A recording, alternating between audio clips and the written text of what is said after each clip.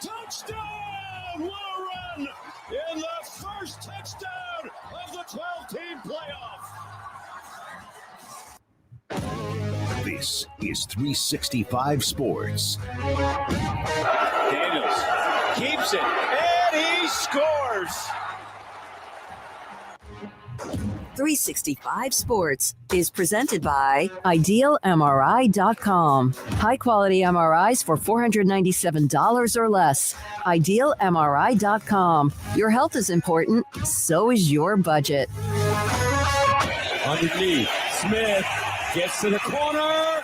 Money on the rise. Touchdown, Jeremiah Smith. 365 Sports is also brought to you by Texas Farm Bureau Insurance, protecting Texans since 1952. Johnson buys some time. There's the tight end again, rumbling towards the end zone, and the touchdown for Ancio. Remember when you had a guy, someone who could fix anything? They're still out there at Batteries Plus. With their quick solutions and expert advice on batteries, key fobs, and phone repair, Batteries Plus will have you in and out and on your way in no time. Batteries Plus, the experts in charge. Klubnik's going to take off. Klubnik for the touchdown. Now here's David Smoak, Paul Catalina, and Craig Smoak. All right, here we go on this Thursday, churning towards another college football weekend. Of course, games over the next few days, and then can't wait till Monday to look back at what happens. But let's look at today. Let's look at the future. We will have Sam Kahn from theathletic.com, former Baylor running back David Mims on the weekend that will be honoring former Baylor quarterback J.J. Joe with the Black Alumni Association weekend. Mickey Spagnola. We'll also have Craig's Off the Radar, Paul's Top 5, Andrew and his poll results, and also some quizzes. But let's get straight to something that Paul brought up at the end of the show yesterday when this came down, and I still wonder how this is going to work. But the NCAA, the transfer portal, there will be one transfer portal. It will be in early January from the 2nd through the 11th. They also look as if they want to have a dead period in the month of December, which some high school coaches probably around the country would appreciate because they're trying to win state championships. 10-day notification of transfer window would replace the current structure in which football student athletes may initiate notification during a 20-day period in December and a 10-day period in April. What are the good things? What's good here? What doesn't make sense here? What still won't work here? Or is this just really good news? Go ahead, Craig. Oh, no, I think that, really good news. Who knows when it comes to college rules? I think it simplifies things. Like on the surface, the good parts are, look, there's one transfer portal. They can set the roster for spring. It shrinks what was a much larger window, even in the first place, than 10 days. It was longer than that. Mm-hmm. So it shrinks it down to 10 days. I think it protects in certain ways student athletes from themselves, because I do think that sometimes, if you you can just get in the portal at any point, and I didn't like the way that went. So if it's just say January 2nd to the 11th, we could get more players participating in bowl games, which they still need to sweeten the pot for those players for the bowl games. But I think overall this is a step in the right direction. I just hope it's executed the right way so that it doesn't get challenged. It will be challenged. Yeah, I think that also this is one of those things that can help lead to some sort of collective bargain agreement of, okay, here's when the free agency window is, because that's what it is. It's free agency. So here's when that window is. Here's when you have to go in and do those things. And then here are the obligations that once you make those decisions. I think the negatives are probably everybody has a different academic calendar, and you're not going to be able to just pass some kind of rule nationwide that everybody starts on August 15th and everybody's Christmas break starts on December 14th and everybody comes back on January 12th. Like, it just doesn't work that way. You can't tell the schools you when can't they have do that. calendar. So that's where it's going to be. Craig, you got anything? I got a note here from a coach, but go ahead. Yeah, I mean, I know Ryan Day was against this, and if you're a team that's typically playing late in the playoff part of the schedule, which is a select few, then you're probably not a huge fan of this because you're going to be worried about playing for a national championship and being on the road to that, whereas the 100 plus other schools that are already shut down for the season, I guess they could technically have a leg up on you because they can dedicate their full resources to the transfer portal window. But look, man, it's not like Ohio State's got a shortage of staffers. It's not like you're not going to be able to take 30 minutes out of your day and say, hey, Ryan, what do you think about this and that? I don't think it's as much of a hurdle for an Ohio State, or Texas has played late the last couple of years, Alabama, whoever is in that kind of category. They're already the number 1, 2, 3, 4, 5 recruiting classes to begin with. So I don't cry love tears for them. But yeah, I mean, it's not going to be perfect. Anything that they did was not going to be perfect. And I just want to clarify those dates you mentioned. Those are proposed dates. Those are not official yet. Those won't be official until next month when they make it official by voting on it and fully following through with it. But that's what's expected to happen. So I think on the bad side of it, yeah, definitely if you're a late season team, then you're going to feel like you're kind of up against it because you're dealing with a lot more on your plate. I also think for the athletes, it's going to put more of a kind of clock on you and kind of increase the, like, hey, you need to make a decision, and there's this timeline that you've got to kind of follow through on. You don't have the ability to just say, you know what, I think I want to leave, but I want to weigh my options. I'm going to wait till springtime and do it. Like, you can't do that now. So if you're going to move, you're going to have this opportunity to move, but you're not going to have multiple opportunities to move. So from an athlete standpoint, when basically you've had everything you could imagine go your way for the last 4 or 5 years, it seems like there's a little bit of a pushback now of you're not just going to be able to free reign whenever, wherever, however, kind of go and do your thing. So there's that. And I think as far as the good side of it goes, there's a lot of good to it. I think just having a more uniform set of guidelines and the ability, most of all, no matter what your opinion on spring ball is, would they just know who the hell's on your team in like March, April, May, and not be worried about that running back had a really good spring. Let's not show our spring game because Ohio State might come calling, or Northwestern or whoever. I think the ability to just like have a stable roster, which you have not seen in quite a while, is something that's really good. I think having to deal with far less chaos from a coach's perspective and even a fan's perspective is also a good thing. And I just think there's a clear, there's a window, there's this one time, and then that's it. And not any of this, hey, we feel good about our first window, but that second window, we don't know what that's going to look like. I can understand trying to limit the windows. I also know that then there's going to be, they're limiting student athletes from being able to do something. Here's a note. Let's say we agree to a deal with player A and get a signed agreement. But because of the calendar, he doesn't report to school for 20 more days. On day 16, school X calls him because they missed on players B and C and offer him more money because they are desperate.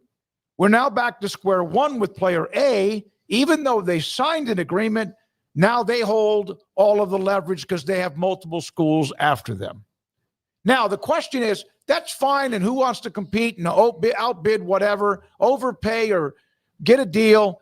It's still about the transfer portal window. This is not about who can get more money. This might even give players, although you're right, Craig, it's kind of the first time, and that's not going to go over well with a lot of the attorneys, but you wonder, does it actually give them more leverage Because now if you're a school, you might have to overpay for somebody because you're not going to be able to go back in April or May and go get somebody else.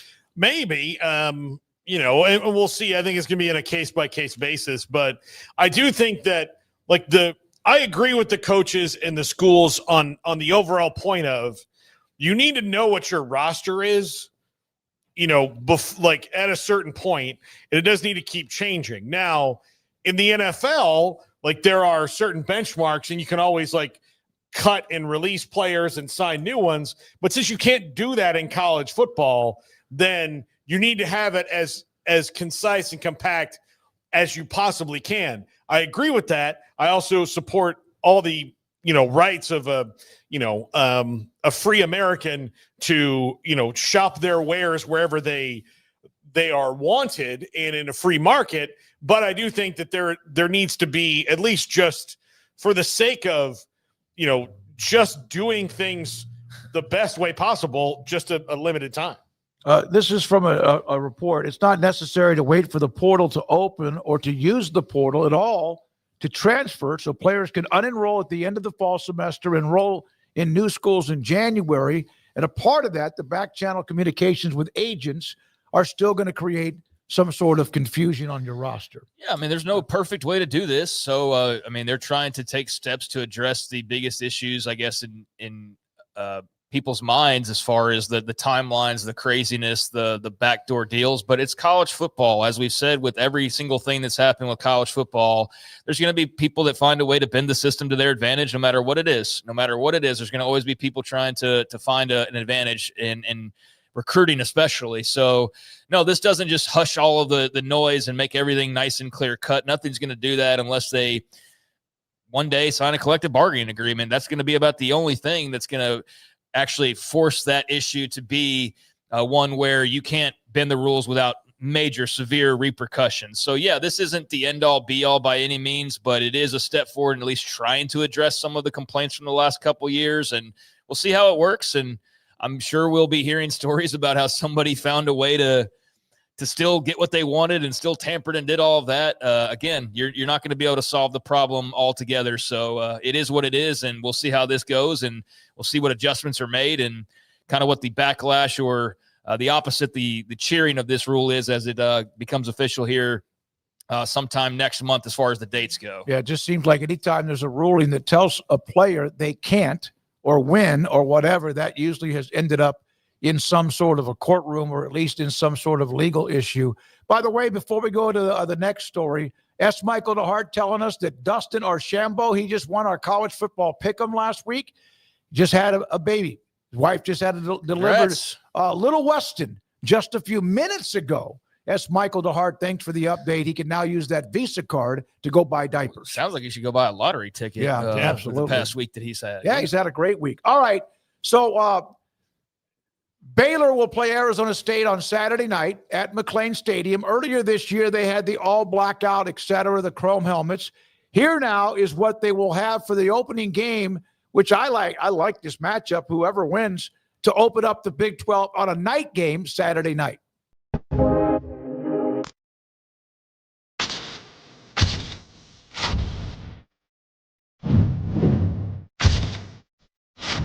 So there they are. Anthracite. I love that color. I really do. It's not a school color. They're supposed to be green and gold. Neither is black. It's the way things are. But I've always liked that color, that anthracite, no matter what uniform or other color schemes might be a part of it. Yeah, those are cool. I think it's a big game, so you break out your nice, flashy alternative uniforms for situations like this, and I'm sure the traditional heads will, bemoan that. But if you're trying to turn heads and impress recruits and just do something a little bit different that jazzes up your players, alternate uniforms usually go over well. So, yeah, I'm sure the players are excited. I'm sure there's a lot of fans that are excited. I don't know what the school's doing as far as like blackout and all of those types of things. I haven't paid much attention, to be honest with you. But, yeah, it's a Saturday night game, so break out the not black, but anthracite uniforms. And I'm just glad that program's at a place now where they're not scared of wearing things that remind you of like an old regimes. Like, oh, we can't wear black. Can't do that for like 7-8 years, and can't have gold chrome helmets, and can't do this and can't do that. And over the last like year or so, it seems like that's all thawed out quite a bit. I don't know if just time passing by or leadership changes or whatever the case may be, but they've jazzed up their uniforms, and that was something they were known for a long time. So I like that there's a little bit of variety and not just the kind of let's keep it like Matt Rule when he was here, Penn State like of home and away, and maybe a different sticker on the helmet, but other than that, we're going to be like green and gold, and not even just green and gold, but like the school official color, like not even a old gold, but like yellow gold. And so there's been a lot of complaints over the years. I think they've helped out with some of those complaints by reintroducing some of these types of uniforms. I think one of the most boring reactions, this is from me, but I get why, but it's still kind of boring to me, is fans upset about the colors or the uniforms. I get why, because some are so sweet, depending on what school we're talking about. But I mean, people can go lose their mind, and maybe it's just because it's right here in our backyard about how Baylor and the fan base seems to always disagree. The all black, they loved them for the reason of what used to be the football program and how they played the game. So it was good to see that. I agree that at least they're not like hiding from, oh my God, we can't use those yet. No, and like for people who don't know the whole history, like right when Coach Rowe got here, they made a new deal with Nike, and Nike unveiled these uniforms, and they had like this, they had a white one, they had a green one, and they had a yellow one, and they were very no frills, and they were different greens and yellows than had been used before. But one of the problems that Baylor had was they didn't really, because they'd gone through so many different apparel partners and designs over the years, they didn't really have the official colors, like where, Oklahoma's crimson and cream, and these are the tones of crimson and cream that we have. Baylor just had kind of been very, wide range of any green or any gold combo. But I don't think people necessarily enjoyed the initial green and gold that they brought. You had different programs that were different type of brands, and they all had their own type of different personalities with coaches and more. So there we are. That's what they'll wear Saturday night. I'll be there at McLean Stadium for Arizona State and Baylor. Now, one of the intriguing matchups this Saturday in Salt Lake City is what we know is a very good offensive line for Kyle Whittingham, and what Texas Tech has spent a lot of their offseason on, no matter what they've spent it on, they have been trying to get their defense where they can win games with their defense. Here's a note from Pro Football PFF, Pro Football Focus. The top-rated defensive linemen, edge rusher Romello Height, Texas Tech. David Bailey, Texas Tech. Skylar Gill-Howard, those are the numbers. 93 down to 83. Those are really good numbers as far as grades and position ranks. 2nd, 8th, 1st, and 10th in the country. In the country with what they beefed up. Some that were there, some that added in the transfer portal. And that's part of what Texas Tech hopes turns the corner for them. All 4 of those guys are from the transfer portal. Oh, that's right. No, all 4 of them I kept thinking, you're right. The entire list is from transfer portal. I'm not done with a note on them, but here's one other note on them. FBS edge rushers, within 2.5 seconds of the snap, and how many people have been able to put pressure on the opposing quarterback. Bailey 1, Height 2, Mason Rieger, Wisconsin 3, Cassius Howell, who was monstrous against Notre Dame, is 4 from A&M. Keyshawn James Newby from New Mexico is right there in the top 5.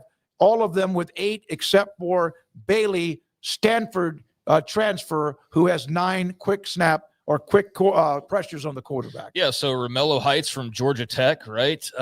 David Bailey is from Stanford. Skylar Gill-Howard is from, was it Northern Illinois, I think? Mm-hmm. And then Lee Hunter's from UCF. Yeah. That's an entire, that's probably like a $2 million lineup. I don't know. I'm just throwing a figure out there. 200,000. I don't know. It's in the 6, and I'd have to imagine 4 of those guys in the 7 figures. But yeah, they invested heavy on the defense, and it's paying off for them so far. It's a commitment for sure. They have not. Yeah, they committed to getting better on defense, and they did that. And they went out, and that's these guys right here. This list right here, forgetting everybody else.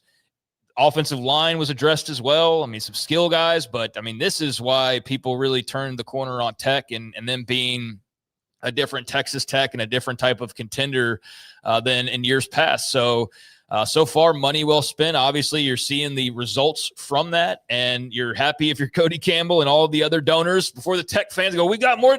All the other donors, I just don't know them by name because they're not out there publicly as much. But this is what you wanted to see. And the thing about it is it's great right now, but it'll be even more incredible if this is the same similar looking list at the end of the year. And hard to believe that all 4 guys will be that high all simultaneously, but they're all very talented. And I think that Tech's defense is, a big part of the story of this game. Really, the line play is the big part of the story, but they have not played a line like Utah.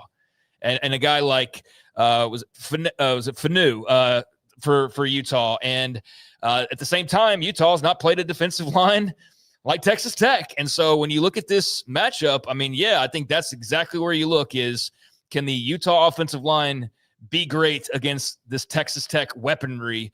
And I think that's going to be a lot of fun to see on Saturday, and just one of the many matchups on the field there. But that one I think is that's ground zero for how this game's going to go. If you want the control group for why just having big time fast guys doesn't win you a championship alone, every previous iteration of Texas Tech in our recent memory proves that point, because they had plenty of dudes that could get out and run. They had an offensive system that could score a bunch of points, but national championships, playoff, postseason wins, and repeated success starts in football. It has not changed from day one. It starts up front on both sides of the ball, and that's where they made their largest investment overall this year in the transfer portal, was on the offensive and defensive lines, something that they have been, outside of one player here or one player there, over the last, I'll just go ahead and say it, 20 years. All right. Very deficient when it comes to the teams that they're playing against in their conference. When was the last time, and both of you might not have been born, maybe you, Paul, Craig possibly just early on, that you remember Texas Tech winning because of their defense? And now a lot of schools don't.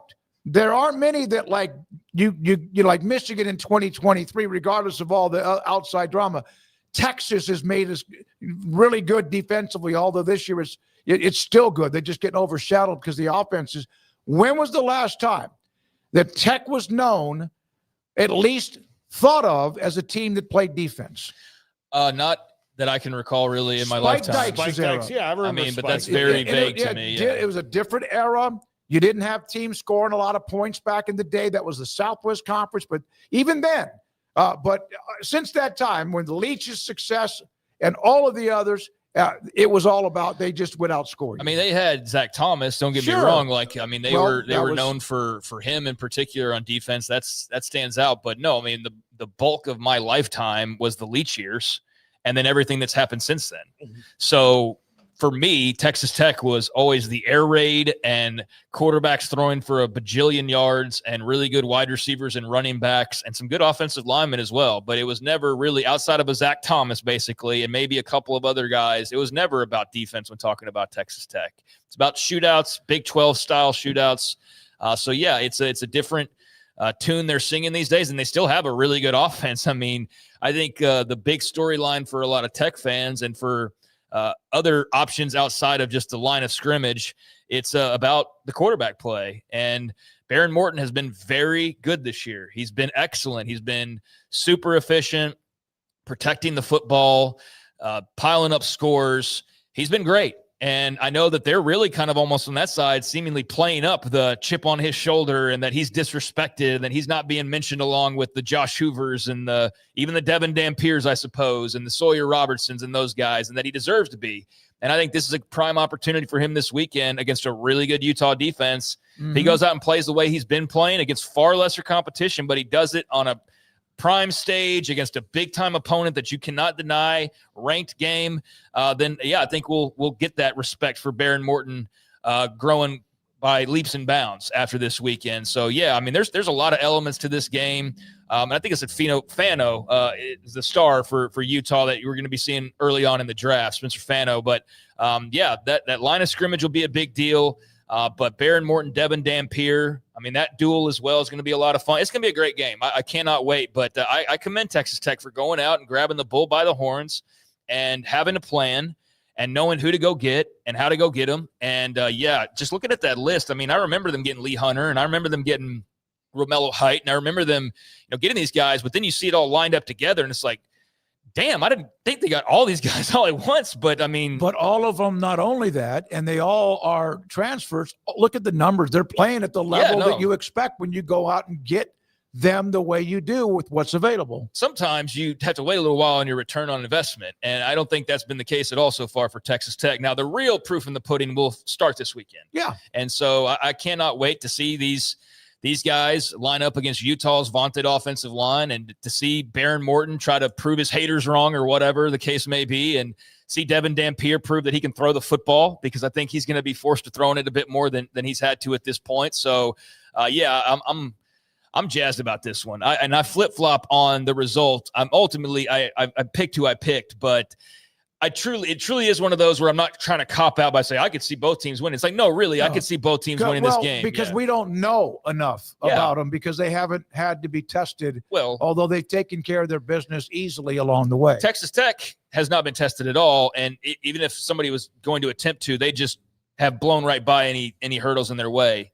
Utah had the slow start last week and the missed field goals, and by the end of it, they had ran away from it. But we thought that maybe they had gotten tested early on against UCLA. We'll come to find out a couple weeks later that wasn't a test at all, and probably some of the teams Tech played would go beat UCLA right now. So, I think we've seen a little adversity for Utah, but not much. No. We've seen none for Texas Tech, really. So both these teams should be coming in tip-top shape for the most part. And we'll get to see both sides. We'll learn a lot this weekend. All right, a couple of more things, and then we'll save some of the notes and topics for later on. We'll have Sam Kahn here in a moment. We'll have the Big 12 schedule, and we'll kind of take our picks along the way at 4. Here is Texas A&M head coach Mike Elko in the locker or at a touchdown club, in Houston, which of course is a massive area. College football fans in A&M, Texas have huge fan bases there and alums. He was asked about the battered Aggie syndrome, and I freaking love his answer. I'm sorry, but I had nothing to do with the majority of it. Stop being scared and get excited about this program. I love it. Stop worrying about the meteor that's going to hit you in the head if you wear your colors, although A&M fans are going to wear their colors. And I get it. It's like me now with Nebraska. I have PTSD, or Baylor fans forever. A&M has always been, they tease you, and then they got through with it on Saturday. Now can they maintain it? That remains to be seen, but I love that quote from Elko. Yeah, I currently have battered Cowboy syndrome. But battered Aggie syndrome, believe me, it's something that, I inherited. It's hereditary. And it's really, I can't, if I went back and read the text that I not only sent to you, but to other friends, or things I said to Amanda when I talked to my Uncle Larry on Sunday morning, talking about the game. And it was just like, I didn't, I'd never once believed, and literally until zeros, that was going to happen. Well, especially that game. Yeah. Never once believed. Especially in that game. I just, I look forward, last year watching Washington in the NFL, I just kept waiting for something to happen. But, yeah, they enjoy it. Because you don't know what's next, but enjoy it, because that was a massive win on the road. Sure, it definitely was. That was a launching pad, if anything, for I think the Mike Elko regime there in South Bend, and I think that was probably something that needed to be said. I didn't really ever think about it, but I'm also not in College Station, sort of always reading the tea leaves or hearing the whispers or even just the outright screams and yells and the agony of Aggie football and the triumphs and all of that jazz. So I think you hear him say that and you go, oh yeah, that probably is something that someone like him needed to say to the fan base to just let them know, no, we can have fun. This isn't going to just veer off track.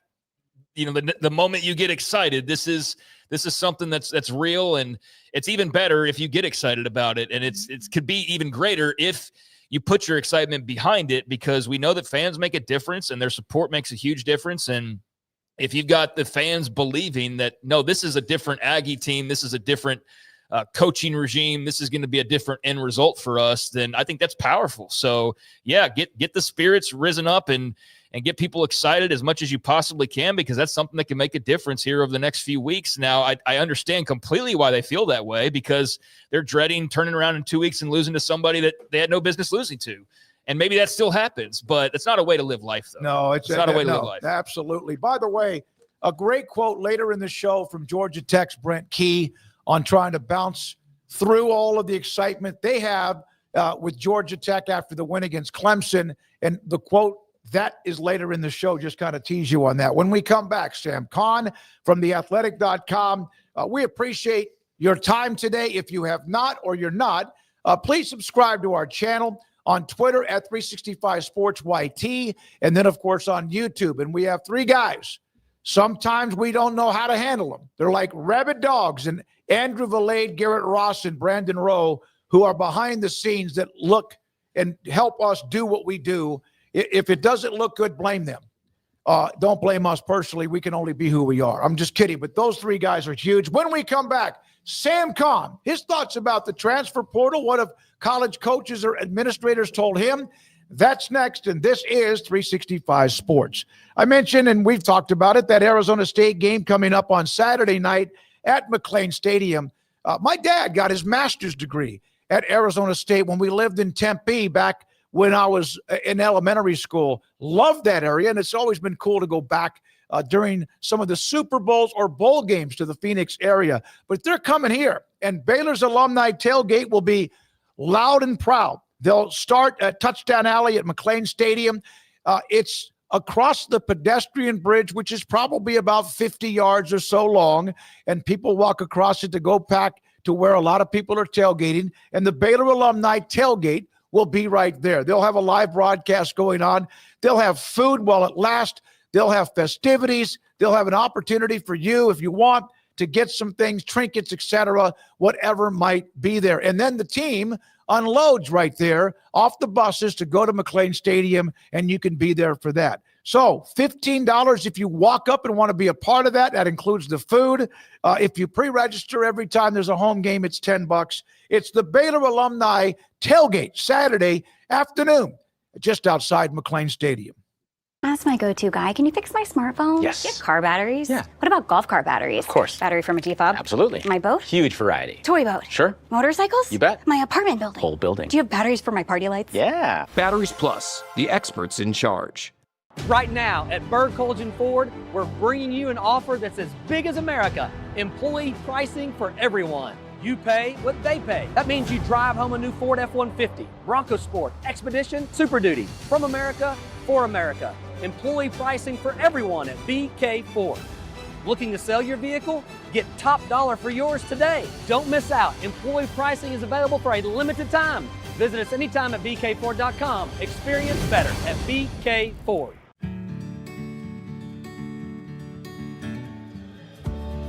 Whatever it is you wrangle, whatever seeds you sow, no matter what you nurture or what you choose to grow, at Texas Farm Bureau Insurance, we're proud to protect all Texans.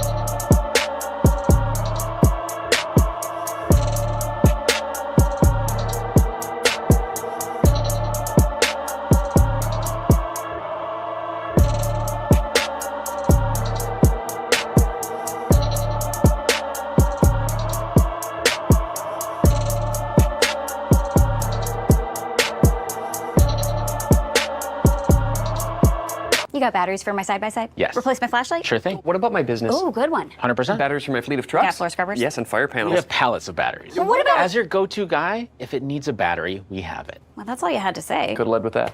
Batteries Plus, the experts in charge.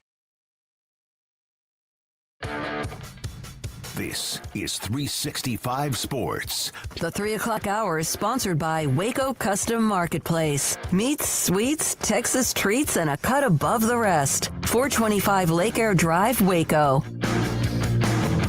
All right, let's do the game, if you can, Brandon, about the game overseas. The idea that Arizona State and Kansas might be taking a game next season for the first FBS college football game in London. I bet, I haven't even looked at the reactions. I would think there's a lot of blowback to this.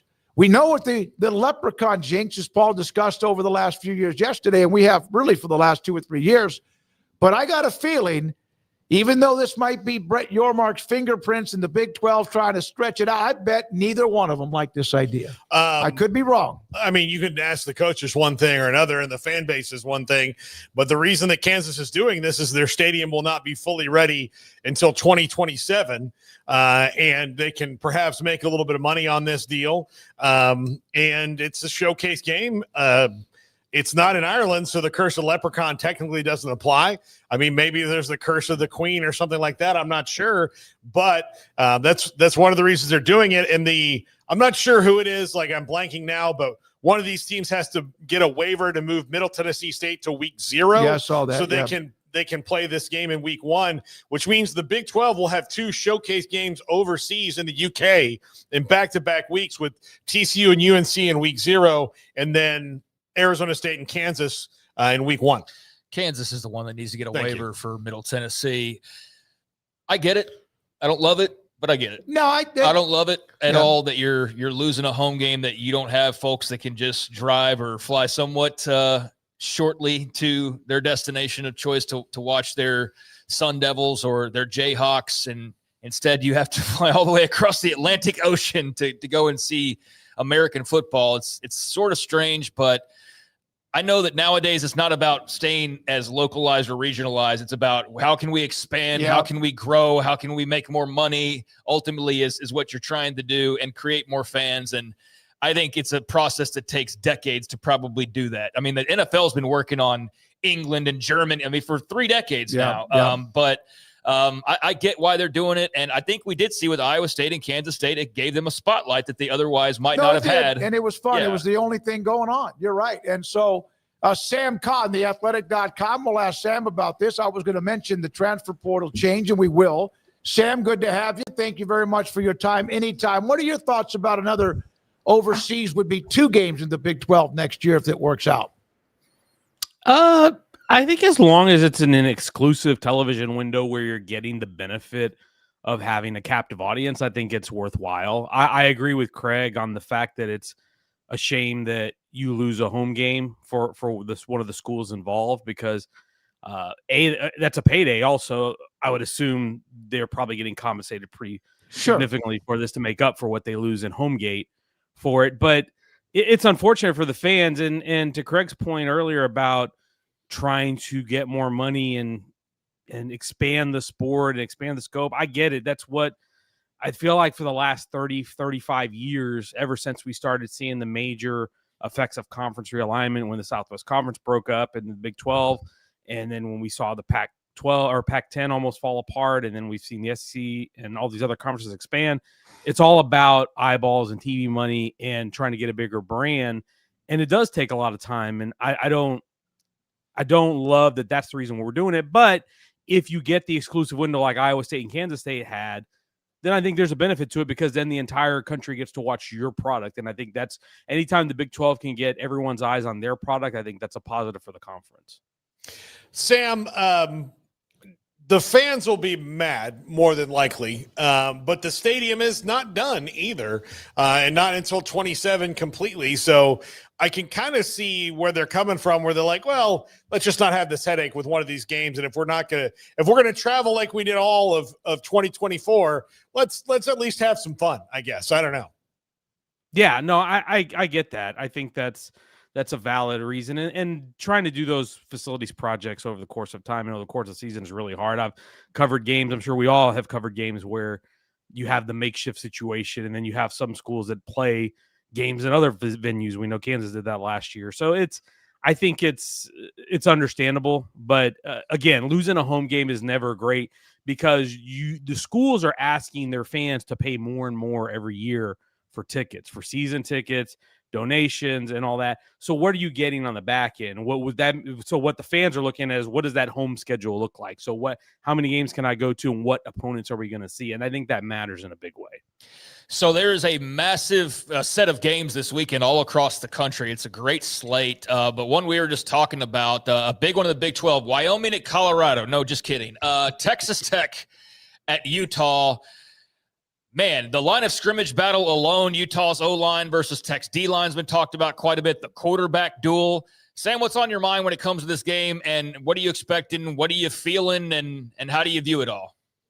Yeah, I think Utah having this game at home is certainly a plus. I think you'd almost like it if you're Utah if it would have been at night, just because I think playing Rice Eccles at night is kind of hard, and so I think that would be even a bigger advantage if they could. But you love what you've seen from Utah offensively. Devin Dampier has been everything we thought he would be so far. The offensive line and those two tackles that they have that are projected to be first-round picks. Watching them go against David Bailey and Romello Height and the Tech D-line is going to be a lot of fun to watch. And then on the other side, Tech really hasn't been tested yet, truly. They've played some opponents that have been pretty overmatched. I mean, even Oregon State, I thought, was fairly overmatched when they played them. So this is going to be really the first true test for this team. And what I'm looking for from Texas Tech is I feel like in the Joey McGuire era, they sometimes have a tendency to play like this. I feel like Joey McGuire, as we all know, is a very passionate guy, very emotional coach. And I think sometimes maybe the team matches that. And that you want to be kind of steady. You want to kind of be steady Eddie. And so I want to see if Tech can kind of play that way this year. And this is like the first test of that. Is like, okay, can you go match the energy? Can you go deal with adversity on the road because you're going to hit some this week? And how do you handle that? And how does the team handle that? But this is a big time game because this is for positioning in this conference. If you're going to be a playoff contender, this is a win to stamp on your resume for whichever team gets it. And it's a big noon kickoff, man. I love that we're kicking off Saturday this way. Do you think either team has been tested? Because whatever Utah did to UCLA means nothing now, right after what we've seen from them. Yeah, no, I think it's fair. Utah, I don't think has been tested quite as much either. But yeah, I think this is going to be the real first big test for both teams, and so I'm intrigued to see how it goes for both of them. Sam Conn with us every Thursday at 3:30 on 365 Sports. How does A&M's win over Notre Dame change the trajectory of their season if it does? I mean, I don't really think you can say it does until we see them open the SEC play next week against Auburn. Because what if they lay an egg against Auburn at home next week? Then you've washed a lot of the goodwill away from that win. That's going to be the challenge, and I think Mike Elko talked about that this week. And how do they handle success? They didn't do a good job of it last year. They got to the 7-1 mark and then faltered down the stretch and really didn't handle it very well. That's what this year is going to have to be about for A&M is, can you avoid that letdown? Can you avoid making mistakes and playing the type of football that gets you into trouble where you're going to – I mean, this is an Auburn team that, by the way, beat them last year in 4 overtimes, if I remember correctly.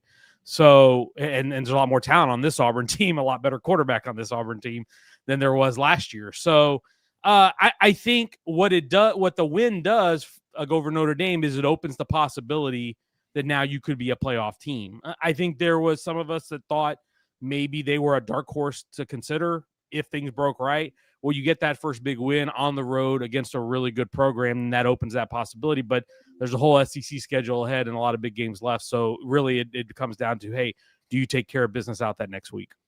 I know we're going to talk about the transfer portal tweak, but what the transfer portal has done is it's created some matchups where guys face their old teams, and it's kind of cool when that happens. And you mentioned Auburn, Jackson Arnold in Norman this weekend. They've started off well, but OU has in their own right. What does this boil down to, in your opinion? Yeah, I think to me, it's whether or not Auburn can make something happen against OU defensively. I think OU's been terrific on defense so far to start this year. And not that they played a bunch of juggernaut offenses or anything like that, but I thought they were really impressive against Michigan. And Brent Venables in big games, I think, has a history of being able to get guys corralled. And so when you think of a quarterback like Jackson Arnold, who played for him, he's going to know every tendency and what he can do and what his strengths and weaknesses are. I think that's a really big advantage for Venables as a defensive coordinator and as a head coach, because I think he's going to be able to draw something up. Now, Auburn, like I said, has a lot more talent than they did a year ago. Jackson Arnold's got Eric Singleton and Cam Coleman to throw to, which are two pretty dynamic weapons. And you guys saw it when they played Baylor, the way they utilize those guys, especially the way they utilize Singleton, motioning him on jet motion, throwing him in the backfield, throwing him all over the field. He's such a weapon because he's so dynamic as a athlete. I think that is if you're Auburn, you want to be able to run the ball and you want to be able to get the ball in his hands. I don't think this is a game where if you're Auburn that you run Jackson Arnold 20 times. I just don't think that's the winning formula for them. And on the other side, you're going to have to keep pace with an offense that's been pretty good. I think John Mateer has been what a lot of people thought so far. And can they keep that up against an SEC team, against what I think is shaping up to be a pretty solid SEC team? But and having that game at home, I think, is good too. There's a lot of emotions involved, obviously, for Jackson Arnold on that one, and so it's going to be interesting to see how that plays out. But I think it's definitely a tall test for Auburn. Sam, when I saw most coaches reacting to the one-time transfer portal now that early January that's proposed, I don't know if the Big Ten's in favor of it. I think they've kind of grumbled a little bit. SEC seems to be happy. I saw quotes in your story about it. What has been the overall reaction? And if it's good for the coaches and the programs, is this the first time that anyone's pushed back on what has been an open window for the players? Yeah, I think the large takeaway from most people you talk to in the industry, coaches, GMs, personnel directors, like the elimination of the spring window. And going down to one portal window. The common sentiment that you hear is the NFL doesn't have 2 free agency periods. Why should we? And I think that's a fair assessment. However, there are some coaches who maybe would have liked it in the spring window. I think Jed Fish was one of those at Washington who said that he would have preferred it to be in the spring because he thought it would give him more of a chance to retain his players, but also because they're on a quarter system and they start school on January 5th. And if you're opening the portal on January 2nd, how do you get guys in class quickly enough? And so I understand that. But I even have talked to coaches who have said, hey, if you're a first-time head coach and you got here and a bunch of players left, you use that spring portal window to help backfill your roster for all the attrition you lost. Certainly you're going to use the winter for that as well, but doing it in the winter only does create a little bit of a challenge. So I think there has been some pushback on it. And Ryan Day, of course, bringing up the point that if you're in the college football playoff, 4 teams are still competing if that portal window is open in January 2nd, and it's going to be tough on them. I understand that. I think that's fair.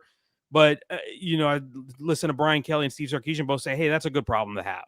If that is the biggest problem you have when you're in the semifinals playing for national championship, that's a better place to be than if you're a team that's had a fired coach or that you've had 40-year players leave. And so because we have so many large personnel staffs, you got GMs, you got scouting directors, you got personnel directors, they could probably figure it out. There's no perfect place to put it because the season used to be a 1-semester sport and now it's a 2-semester sport because we play the playoff into January. And as long as that happens, there's no perfect date for a portal window, in my opinion. Sam, that argument reminds me of something, and Smokey will remember this. When they announced the very first time of the winter signing day, of the December signing day, the first one was like December 21st or something like that, which would have put it in state championship week in Texas high school football. And my two co-hosts, one of whom is sitting to the right of me and one who is watching from above, Butch Henry, we miss him dearly, said, well, all these coaches in Texas are going to be furious about that. I said, you know what? Like 49 other states aren't going to give a crap because they've been done for 2 weeks. So when Ryan Day is like, hey, I could have to do this, they're like, shut up. You're the national champion. We're trying to end a headache. I don't care. So like the coaches in like all these other states are going to be like, I don't care. So it's the same kind of thing. Anybody the minority who's affected the least will always be the angriest for whatever reason. Right. No doubt. And Craig Bowl, the director of the AFCA, we talked about this in the summer when he was at the Texas High School Coach Convention. And he acknowledged, look, there's no perfect date. It's hard to do. And I asked, did you guys consider making the one window the spring? And he said they did talk about that, but the overriding concern from coaches was as soon as the season is over, if a player knows he's leaving, what does he do? So you're going to have him just hang around for the whole semester and he's not part of the team, but he's in school, so he's not working out with the team and he's got to figure that out. And the numbers show that most players leave in the winter. There were more than 3,000 FBS scholarship players in the portal last year. About more than almost 2/3 of them, around 63-64% of them got in the portal in the winter window. Only about 35-36% got in the spring. So the winter seems to be more aligned with the player movement because you had 2 windows and most players took advantage of the winter for multiple reasons, to get into their new schools and get in January and be a part of spring practice and all that stuff. So that just seemed to be the natural place where it fell based on the most movement. And honestly, and I'll say this as someone who covers the roster movement, a lot of the players moving in the spring, there's the Nico Yamalieva, of course, but there's not very many impact players moving in the spring. There are some. Jay Knott was one of them. Nico was one of them. There's a few, but there's not a ton of impact players moving in the spring. So I understand why having it in the winter makes more sense. And I agree with you, Paul. It's like, it's not going to work for everybody. So let's make it to where it inconveniences the fewest amount of people. And if the programs you're inconveniencing are the ones playing for national championship, I think that's not too bad of a place to land. I know you've got to look at it from, hey, it's your job and it's part of the deal is covering the transfer portal. But like when you take the working cap off and it's just Sam, like free time Sam, how much do you love the one transfer portal window? I love it. Oh my gosh. Because I also love that it's not in December now. So you remember a couple of years ago, we had signing day in the middle of December, the portal open in the middle of December, coaching carousel in the middle of December. Well, now we've moved signing day into early December. It's right before conference championship week. So that part is taken care of. Now you're moving the portal window into January. And now you're making December dead. So nobody's visiting in December. I guess one thing I'm going to have to check on is how does that work for guys who are in the portal for coaching changes? Because you're going to still have the 30-day window for guys who change coaches, which there's going to be a lot of those in November and December. So I'll be curious to see how the visits work for those guys. But supposedly, as part of this proposal, it's going to turn December into a dead period, which means no visits. I know the coach are going to love that. But for me personally, restricting or constricting the movement to one window as opposed to 20 days or 30 days or 45 days, it makes it a lot easier to get your mind wrapped around. And it also allows you to kind of focus on the football, because last year I was trying to, and nobody cry river for me. I mean, I love my job, but trying to keep track of the playoff and the portal and player movement at the same time was really challenging. And so I can only, if it was challenging for me to keep track of, I can only imagine how difficult it was for coaches and staffs to try to do this and players to try to also move at this time. We know the stories of players, Bo Pribula, Malik Murphy, guys who had to leave their playoff teams to go get in the portal to go find their next situation. It's good for these players now that most of them will not be forced to make that decision anymore. Now we're only talking about players on 4 teams who will be forced to make those decisions. So, but as for me, yes, I love it because now, hey, I can actually pay attention to signing day now, because I feel like that's kind of got lost by the wayside the last few years. I haven't really paid much attention to high school signing day because the portal window was right on the heels of that, and we're gearing up for that. So now signing day has its own time, the portal has its own time, and I think it'll work out a little bit more smoothly and easier to consume for everybody who follows the sport. Sam, if cost of living out of it, I'm hiring Sam Kahn as my head coach, and I've given him offers at Virginia Tech and UCLA. Which one would have to pay you more to come and rebuild their program? Ooh, good question. Probably Virginia Tech. And the reason I say that is this. I know how bad the situation is from a fan standpoint and interest in UCLA, but in my belief in taking jobs, head coaching jobs, take the job where the players are. And you can get easier access to players in California than you can in Virginia. Certainly in Virginia, you have access to some hotbeds. You can get into the South. Maybe you can get up the East Coast a little bit. But that job has been down for a little while too.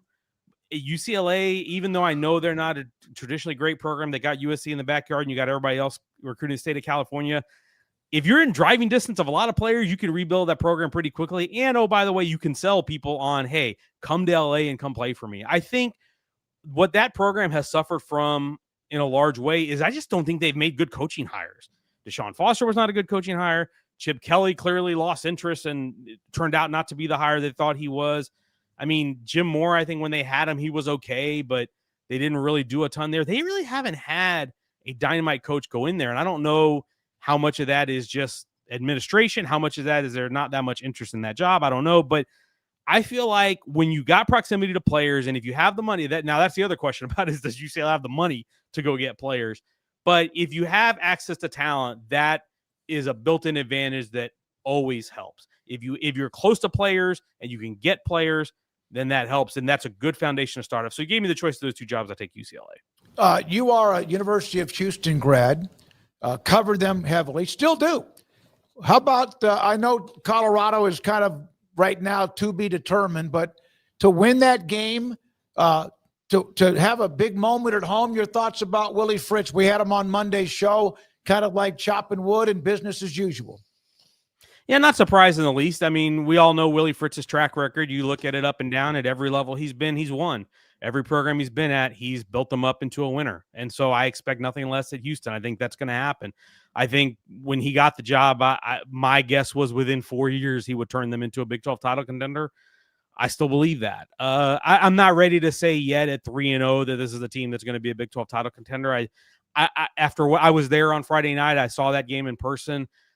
I still think there's some steps to take, but there's a lot of good there. Connor Wegman looks rejuvenated. He looks a little bit like the guy that I remember coming out of Bridgeland High School 3 years ago. He's got some juice. He's got some confidence. They've got some really good skill talent. They really replenished that offensive roster pretty well they really had nowhere to go but up after being second to last in the country last year in scoring. But they've done a good job. They've got a really solid roster. The really good defense still. They play hard. They play disciplined. They don't really beat themselves very much. And that's all recipe for winning. So I think they're a factor. I think they're a bowl team this year. Wouldn't surprise me if they're a 7-5 team. I think if you can push to 8, that's a really good year for Houston. But just making the postseason and taking a step forward, I think is good for them. And I think Willie will get them there.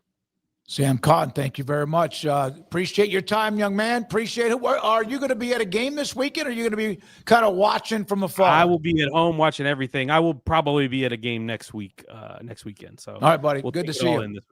Thank you very much, Sam Cotton, with us on 365 Sports most every Thursday at around 3:30. And again, follow him on Twitter. Writes a ton. He'll be at home. I got to tell you, Saturday, Baylor played Sanford. I had a shipment that was supposed to be delivered for furniture about a month ago, and it was like missing one piece. So I was told they were going to deliver. It was Sanford. With all due respect, I said I wanted to get it delivered. And I sat down. I got myself some queso with sausage and hamburger and rotel and the chips. And I sat down at 11 o'clock to start watching the games. And I don't think I ever left where I was until late Saturday night. And I don't get to do that very often. That I did it. And that was one hell of a weekend to be able to do that. Yeah, we've not had the opportunity to do that in several years, the way that we used to do things. So we were at a pregame show for 10 years, and this year, first time not doing that in over a decade. So I love it. I absolutely love it. Now, if somebody wanted to sponsor a pregame show and make it worth our while, we'd gladly go back to it. But it's also so refreshing to just have like the ability to, just get up, turn the stove on, make a snack, and just let it all unfold in front of you and watch the chaos and watch the fun all unravel all day long and all the way into the night. And then last weekend, of course, I mean, I had simultaneously, I forget what the game was at this point because it feels like it was 2 years ago, but I had that and I had Crawford Canelo going on at the same time, like late night college football and this massive boxing match on different screens. And I think this would be an interesting poll question for Andrew. Maybe we'd have to figure out the proper answers. But have y'all dove into the ESPN direct to consumer platform? Well, no. The only reason I ask is because of the multi-view option. Well, I have it on YouTube. On my ESPN app. Now I'm a Hulu subscriber, so maybe I just get that. Okay. Because that's where I get my cable from now. But yes, and it's really good. It's just like YouTube, except for the fact that it's only their games. So where it falls short is that if the best 4 games that happen to be on are all ESPN, ABC properties, then it's hunky damn dory. If it's like on Saturday night where it's NBC and ESPN and and CBS, then I'm kind of like, well, I kind of wish I had switched over to YouTube TV, but I'm thinking about getting a third TV, not bragging, but about the size of the one we have here in the studio, and I'm putting it above the one at my desk, and then I have the one downstairs that hangs. It's a large one, and just having them all go at one time with YouTube TV. Man, so you got a lot of options with YouTube. Can you program your multi-view the way that you want to? There's one channel that has. That is not something that you can do yet. Also, the same thing with the ESPN Direct or DTC, whatever the hell they call it. And that's whoever unlocks that will also probably charge us $500 a month for that. Sure but if you could ever do the Fox game and the ABC game and the ESPN game. Now, I did notice because I got it because I just wanted to see how it worked because I have 2 screens, but there was like 4 games I wanted to watch. So I said, you know what the hell? I'm going to pay $30 this month and just see what it looks like. I can promise you it's not going to be a year-round expense. Like there's no way in hell I've got it in like February. No way. But for one weekend, it was pretty cool. Now it's also limited. You're limited to kind of what they offer you. So I only had 3 games on at one time last weekend at one point, but it was awesome. On one screen? On one screen. And then I had a 4th, like the Fox or CBS or whatever it was. And that was cool. But there is a catch where I was trying to, on my second screen, watch it through my PS5. And there's a weird quirk where, like on PlayStations and maybe a couple other things, you can't get the multi-view option. So that was something I learned that was kind of weird. I flipped the TVs. I flipped it to where the multi-view was on the main one, and I used like PlayStation for just the one single game. I had the one with 4 games. Just remember Picture in Picture? Yeah. That was like, oh my God. But there were 4 games on that screen. And then there was at one point, I had an opportunity for multiple games on my other. And it was heaven. Heaven. Look, I have in my next home plans for a man cave football watching experience that will be second to none. Because the multi-view, and then like if I get like 4 screens where I have 2 multi-views and then 2 like individual games. Garrett and I have already experimented with this in this very building. You guys don't know what the hell you're doing with these screens. Oh, we really do. No, you don't. You haven't been in here when we've been doing it. It's been magical. For 4 years, our pregame shows were always you couldn't get them to work. Okay. You're not helping my argument here. You're just contrarian trying to be contrarian. Just trying to have truth. It's not true. It's not helping me. And just say, like, Garrett and I are pioneers in this. We could, seriously, sports bars should pay the 2 of us to come in and show them how to do things because we had every television in this thing that was not vertical going with something. And it was beautiful and magical and wonderful. We had a 360-degree viewing experience in here. It was great, but I will tell you this. I did not until, again, this year, the simple joy of making eggs and watching a game, watching a pregame in the same day and not having to run out. Yeah. Most people experience that, but we have not. Just sitting down and not thinking about it, even on a bye week. It's just it is. It's those little simple a lot of things. Fun. Yeah, even on a bye week, we still did pre-games when they were on the road, but it was fun. I really enjoyed that. It's a nice change of pace. I think I went to the corner store to get maybe a Klondike bar later on Saturday night. All right. Well, I wanted to. I remember the game. So last week I had at one point on the one multi-view. I had it going on at whatever it was, what ESPN offered, right? Of course, right. But on one screen it was like the SEC viewing. It was Arkansas and Ole Miss was on there. Was it LSU, Florida? And then it was like Vandy, South Carolina. We're all on together. And then I had the other TV that was watching, I guess it would have been Notre Dame and A&M there for a while. So that was pretty sweet. So I'm not going to be a year-round customer for it, but the multi-view is definitely a cool option if you don't care about the $30 for ESPN. But it's kind of I can see where people push back on it, certainly, but I enjoyed it last weekend. I remember walking in here to close it out, and Paul, you're not allowed rebuttal time.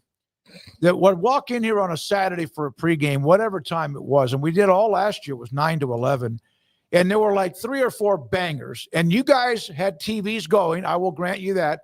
One of them was Villanova Hofstra. Another one was Minnesota Duluth and Valdosta.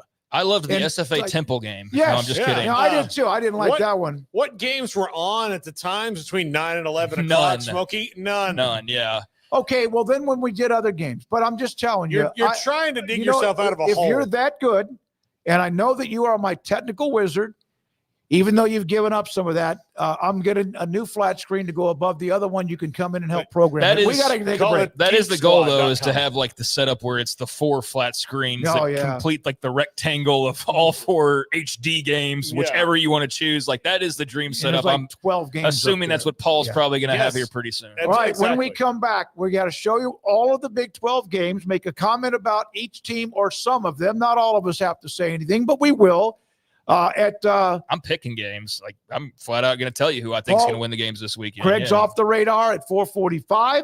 We'll have David Mims at just after 5 on the legacy of J.J. Joe. Mickey, also all of what we do at the end, the top 5, the poll results, quizzes, and more. And, man, you should have seen what we were doing here earlier today, a test drive on something that was quite experience today. When we come back, every Big 12 team that's playing, and we'll pick the games. That's next. This is 365 Sports. Waco Custom Marketplace. There's a game Saturday night. Tailgating throughout the day. When it's an evening game, I really like it. And now have the ability to kind of just wander around a little bit and see who's got the best tailgate set up. And Hobby Howe always has one. John Maddox, I don't know if he's still doing that or not because people never paid him $5 when they came by there, but there's some great tailgating. And Waco Custom Marketplace, from the beginning, has always been a go-to to get the product you need to tailgate, whether you use an open flame, a smoker, or you have grills, etc. They have that. Pellet fuel, charcoal, and more. And on top of that, Tri-Tip, which is on sale this week for $6.90 a pound. Brisket, chicken, wings, hamburgers, sausage. You want it, they have it. They always do. It's amazing what they have. It's a perfect tailgate. Go pick it up, and you could even call in early in the week, pick it up on Friday or Saturday morning when the store is open. It's Waco Custom Marketplace, your hometown grocery store, cold beer and wine too, on Lake Air Drive in Waco. Allen Samuels in Waco, your Central Texas commercial headquarters. Get a new Ram 2500 Crew Cab starting at just $43,990. Don't miss the savings during the Make This the Summer event. Allen Samuels. Come by. Let's be friends. Let Camille Johnson Realtors guide you seamlessly through the process of buying your dream home or selling your current one. Commercial, farm and ranch, or residential, Camille Johnson Realtors can smoothly and successfully lead you through any transaction. With a team of 28 experienced agents who are excited about serving you, Camille Johnson Realtors services the entire greater Waco area. If you're in the market to buy or sell, contact Camille Johnson Realtors, 104 Midway Center in Woodway, or find them online at www.camillejohnson.com. Camille Johnson Realtors, elegant, charming, warm. Welcome home. Pizza, burgers, and Bears football. There's no place around Waco that serves them all other than Bubba's 33. Come show your green and gold and enjoy some of Waco's best food and beverages while watching your favorite team, the Bears. When real Bears fans get hungry, Bubba's 33 is the #1 spot for ice-cold drinks, hand-stretched, stone-baked pizzas, and bacon-infused burgers. Join us for indoor or patio dining. Bubba's 33, Waco's restaurant and proud supporter of Baylor Bears football. Sick 'em, Bears. Don's Humidor, your home with a 48-foot walk-in humidor with the elite cigar brands from around the world, including the #1 cigar of the year, Aging Room Cuatro Nicaragua. Plus, they have the great brands like Macanudo and Artur Fuente, Rocky Patel, Aston, and so much more. CBD, great for sore muscles, aches and pains, sleep, Vita Dreams, and anxiety, mild depression, general health and wellness. Their staff very knowledgeable on the subject. Don's Humidor in the Townwood Shopping Center off Valley Mills in Waco. Ready to take your business to the next level? Carrion Solutions has got you covered. We deliver world-class IT consulting, including Quest On Demand and Migration Manager, M365 and Exchange migrations, Active Directory assessments, security hardening, and Windows Server upgrades. Our experts specialize in consulting, monitoring, support, and managed IT services. We promise vision, professionalism, and unbeatable value. Satisfaction guaranteed. If you're not happy, we make it right. Remember the name Carrion Solutions. For more info, email sales@carrionsolutions.com or visit carrionsolutions.com. That's CARRION solutions.com. Carrion Solutions, IT success guaranteed. At Ideal MRI, we feel blessed to be part of the Waco community. We're a small family business here in Central Texas. At times like this, the cost of healthcare has never been more important. And unfortunately, significant illnesses and injuries still occur. And that's why Ideal MRI is open and here to serve you through this difficult time. So if you need an MRI, ask your doctor about Ideal MRI. You can schedule online in minutes at idealmri.com or call 833-IDEAL-MRI.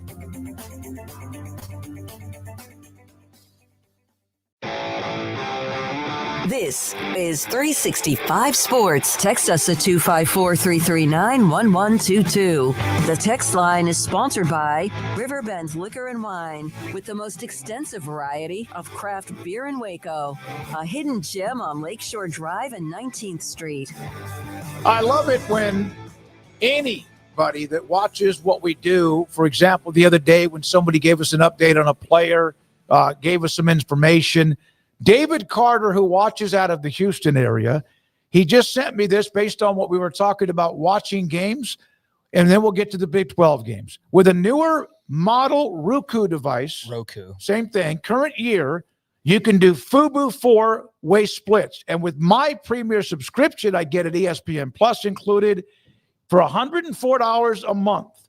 316 channels, Paramount Plus with Showtime, unlimited iCloud DVR, or cloud DVR, watch on up to 10 screens at once, 4K included, ESPN Unlimited included. Wow. Yeah, that sounds like something Paul should look into. I'll share that with you, Paul, so you and Garrett can build that. I forgot. I also had a fifth game on because I had my laptop up. So I actually had the side TV, the laptop screen, and then I had, I guess it was 5 games because the games they were showing on the ESPN DTC was only 3 for that specific window. But yeah, not bad. Not bad versus growing up just this channel or that channel. Oh, this channel or that channel. Don't be pushing anything. Us who were born during you're really dating yourself. You go walk up and like 4 channels, I think, maybe 5. All right, Your life must have been really hard. The Big 12 was exhausting. Here we go with the Big 12 schedule. We will look at each game, comment, go through it all, pick the games. Starting off, there is another game Friday night, Tulsa and Oklahoma State. My God, if Oklahoma State can't get through on this one, the game's a night game on ESPN. Look, Oklahoma State is an 11.5 point favorite in this game, according to ESPN Bet. And I know that's maybe not everybody's favorite sports book, but it's here on this page and it's conveniently located for me, so I'm gonna read it. But I hope they can win it, but for the Big 12's sake, for their sake. But my gosh, I just don't know. I'm gonna say that they do because it's not like things are going great at Tulsa right now. But the fact that I think an 11.5 point spread for Oklahoma State is too big is very telling. So this might be a good opportunity to raise a headline from yesterday that we did not get to about Oklahoma State's quarterback pickup. Oh, yes. It's very interesting. Yes. You were not listening whatsoever. I said in Oklahoma State, this might be a good time to raise the headline of the Oklahoma State quarterback pickup. And from yesterday. And they did? Yes, they picked up a guy who played, I thought you knew that. Who played at Northern Alabama. I was probably doing things. 2 years. He played 2 years, 2022 and 2023 at Northern Alabama. Craig, can you look up his name for me? No, it's Noah Walters. Noah Walters. He's now on the football team there at Oklahoma State. It came out yesterday. Yeah, I thought we had that in headlines. But yeah, Noah Walters comes over. He did not play football last year. He's actually a student at UCF. He played at North Alabama for a couple years prior to that, and was a ASUN Conference Freshman of the Year in 2022 for Phil Steele's version of the ASUN Conference Freshman of the Year. That year, which is now 3 years ago, but nearly 1,800 yards, 16 TDs, 8 picks. Then had the following year 2,300 plus, 21 TDs, 13 picks. Needs to lower the turnovers a little bit, but as a sophomore, and had 5 touchdown passes against Austin Peay, so on and so forth. But yeah, he was at UCF last year, did not play football, and now they're in a pickle because they have a very thin depth chart thanks to the Haas Haney injury, and he's out there and he's got experience. And so they went and snatched him up, and it'll be a hell of a story if he sees the field. I don't know if that's a story you want to see necessarily if you're Oklahoma State, but he's another option that you have. So this could be one of the cooler stories in college football. Noah Walters there. But yeah, just wanted to squeeze that in since we hadn't discussed it. And while we're on the topic of Oklahoma State. So I think Oklahoma State has to win this game. I entrust Mike Gundy's going to be able to beat a Tulsa team that's not sitting there like they're the kings of the non-power for the kings of the G6s or anything. We're not dealing with that level of a Tulsa team. So yeah, I think this should be a win for Oklahoma State, no matter how much they've struggled thus far. And it damn sure better be for Mike Gundy's sake. If it's not, then man, oh man, you think it's hot now. It's going to get really, really hot. Yeah, it can't get much hotter, but it can. All right, so let's get to some other games. That's the one Friday night. Obviously, these two teams don't like each other. They're not going to play much. I guess this is it, unless they meet down the road. SMU had the loss earlier to Baylor. They will play on the road just across the, I-30 or 20 against TCU in Fort Worth. That's early on tomorrow, on Saturday, on ESPN2. I think I just like what I saw from TCU. They haven't played in a long time. These two programs don't like each other at all. No, I love what I've seen from TCU so far this year. They've played like one less game than most of the people, so it's I feel like we haven't gotten to see them enough. Well, because they haven't played. Yeah, exactly. I mean, they played last weekend, but they had the bye before that. Yeah, the bye. I feel and they haven't. They played Abilene Christian, so it's not a game that I watched. So I want to see more of them against teams like SMU because I think SMU is really good. I think it's going to be a fantastic game. But again, 6.5 point line here.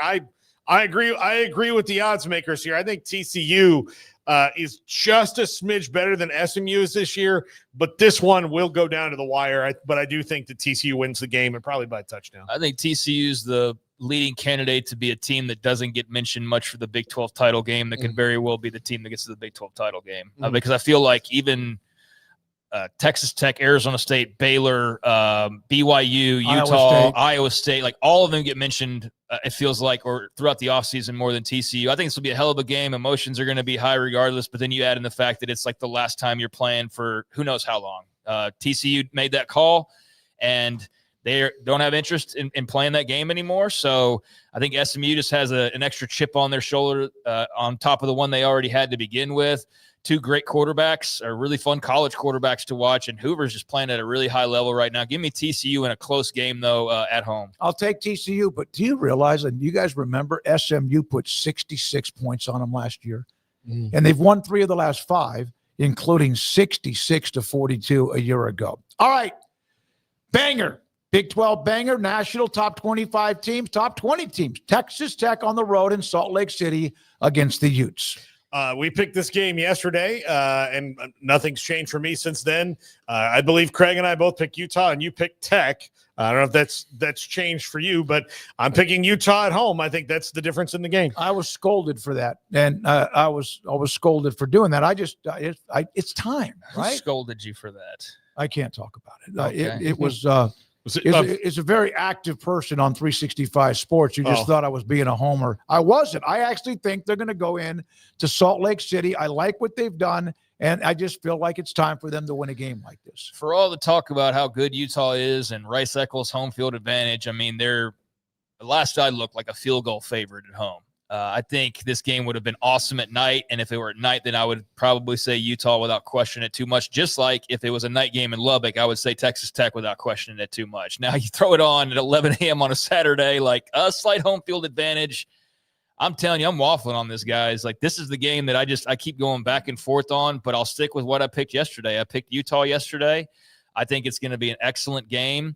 If somebody blows out the other, whoever that may be, that's going to be the first thing, barring some other craziness this weekend, which I'm sure there will be. But that will definitely be one of the top stories to be talking about. I mean, the result will be anyways. But if Utah blows out Tech, then my, oh my, or vice versa, that's going to be really something kind of shocking, I think. These are 2 really good football teams. And I'll stick with my pick, but would not shock me whatsoever to see Tech go in there. I just think they got so much mojo right now. And, yeah, some great defenders that we just highlighted a little bit earlier against a really good, great Utah offensive line. Can't wait to see that showdown. Can't wait to see the quarterbacks. Like, this is college football and why we love it. Yep. So I'll stick with my pick, but I've been waffling in my mind for the last couple days on. Well, if it's a good game, you should. I mean, it should be. Sometimes you just feel like you're locked in. Okay, so that will be fun right off the top Saturday morning. North Carolina against another Big 12 team. It didn't go well against TCU. UCF, Scott Frost at home at the Bounce House. That game is on Fox. Yeah, UCF nearly touchdown favorites last I saw, which kind of surprised me, honestly, because it's not like they've completely sorted out their quarterback situation all of the way, right? It was still very much in flux when we last probably talked about UCF all that much. But, yeah, I think there's some positive momentum there with the Knights and Scott Frost right now. And as much as anything, I think there's positivity. Also think home field can matter in this game because the Bounce House can be a difference maker for the Knights. But I also just don't trust North Carolina all the way yet either, even though they looked sharper last time out. So, yeah, I'll go UCF here. I don't feel great about the pick, but it's just a stronger pick in my mind than I can going with North Carolina right now. I think, and look, both these teams had to wholly remake their roster in the offseason, so it's really hard. But I think Scott Frost did a better job of it than Bill Belichick and Michael Lombardi did. And I think that's because Scott Frost has maybe a little bit better grasp on what he was looking for than the UNC folks did. But this is not the North Carolina roster that the fans are going to think about, years down the line. And part of the problem is that I think, Michael Lombardi in particular really likes the smell of his own cologne and thinks that there's a different way to do this when, look, they took that job. Bill Belichick, I think they're probably shocked by the initial amount of people they called that said, hey, do you want to transfer to North Carolina? And they're like, no, I'm still going to go to Georgia. Like, no, thanks for calling, but I'm still going to do that. Like, I don't. And so then they kind of had to pivot their strategy and pretend like they were the Patriots in 2008 or something like that, where they find guys and really develop them. But Tom Brady ain't walking through that door right now for North Carolina, and they don't have depth at quarterback that I think is really all that good. They don't have depth at a lot of positions. The offensive line's bad. So I think UCF, just by virtue of Scott Frost maybe having a better grasp from what the college football roster should be built like, they're going to win this game. I don't think it's going to be, high-level football on either side right now because of all that, but I think UCF wins. I pick them too. I do too. West Virginia KU. This is interesting because of West Virginia coming off that emotional win against Pitt, the way it ended. Kansas, Man, so close, but couldn't get it done against Missouri. They do look like they're playing at not quite, of course, 2 years ago, maybe more towards how they ended last year. They are at home at Booth Stadium, and that game's a mid-afternoon game with the Jayhawks in West Virginia. Yeah. I'm taking Kansas. I'm taking Kansas. Yeah. I think Kansas is a good football team. I think the Missouri loss, while it was ugly and certainly one you felt like you let get away from you, and there was some ugliness to your performance in that game, that still showed me a lot. I think Missouri is a good football team, and you were in their place. So you had a chance to win there at the end, even though like some of the statistical, like the yards and stuff was just kind of crazy. But give me Jalen Daniels. I mean, give me Jalen Daniels. Give me the Jayhawks defense. I like Kansas here. I also worry for West Virginia of just an emotional dump from last week of just like you got so revved up for Pitt and the emotional win. And it's like, can you rev back up for this one? I think it's going to be kind of hard to do. I also don't think that win over Pitt solved every issue for West Virginia and answered every question by any stretch of the imagination. So at some point, I think losing the weapons they did and having some very uneven quarterback play is going to cost them. I think it cost them against a team like Kansas. By the way, this series is dominated by West Virginia. They are 11-2 against KU, winning last year, 32-28. Man, I didn't realize. And then they only played once prior to when West Virginia joined the Big 12 in 2012. That was back in 1941. So West Virginia has dominated this series. I'm taking KU at home. And because of Jalen Daniels. Yeah. And, of course, Lance Leipold, he and I are friends. KU's a 13.5-point favorite in the game for a reason. I like one quarterback over three quarterbacks, even though it worked out last week for Rich Rod and the Mountaineers against Pittsburgh. I think, though, that their season's going to be a bit of a roller coaster this year, because they're going to ride some emotional highs because they've got a guy who leads the program who really rides emotional highs in Rich Rodriguez. But I like Kansas at home here. I like Jalen Daniels and Daniel Highshaw and everything that they've got going in that running game. So I'm gonna stick with the Jayhawks here. Not a homer pick at all. Because of my wife, but I'm sticking with the Jayhawks. It would be if we had both picked West Virginia, that would have been a homer pick on your part. But we all picked Kansas. So no we worries. do. Yeah. All right. I always still remember what Leipold told us at Big 12 Media Days about Daniels, and then we got to actually get to know him and interview him. I really like that young man. Yep. Baylor at home against Arizona State. They had the loss at home to Auburn. They've had a fun start to the schedule. Samford, of course, they were average in that game, sometimes even disinterested. If they do that this weekend, they'll lose at home again.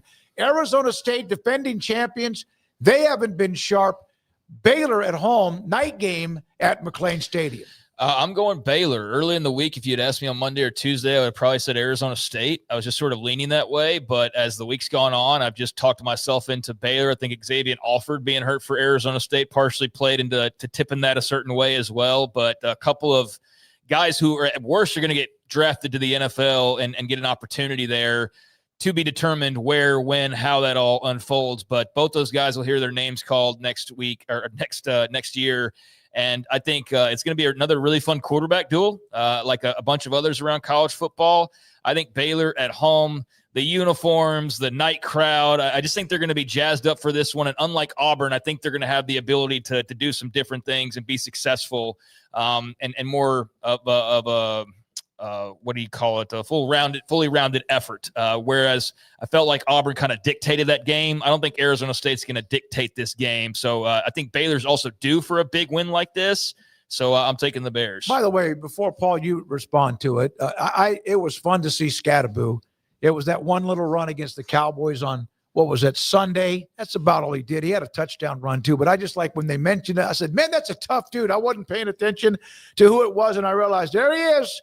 There's the motor in Cam Scattaboo. Paul, your thoughts, Baylor, Arizona State? I'm taking Arizona State in this one. I am in no way impressed with any facet of Baylor's defense, and I think that Sam Leavitt, Jordan Tyson, even though Alford, all those things, Rayleigh Brown really had a nice game last week. So I'm leaning Arizona State here. I think Baylor, they're going to trade blows, but until I see Baylor make a big stop against a good team early in a game, I'm not gonna really. I think they'll be fine. I just don't think in this one they're gonna win. I tell you what, it's just fun to see a new team in this stadium. It's kind of like when BYU showed up, and then the following year was Utah.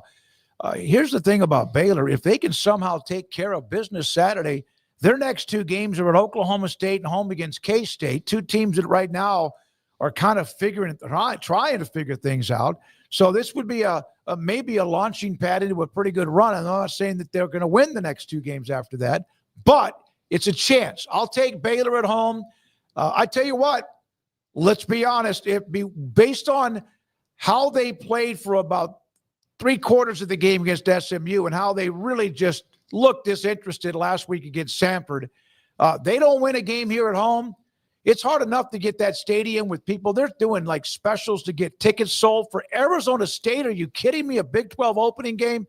This place could go south. I'm not saying like south against Aranda, but it would not be pretty, I think, if they lost this game on Saturday. I'm taking Baylor, and I think something like 30-27. It would take them, they could win, and there'd still be people that would go south on Aranda by not winning by enough. No, but you know I'm talking about if it's no, I know. They'll all check out, and it'll be half empty and whatever. Floppy, yeah.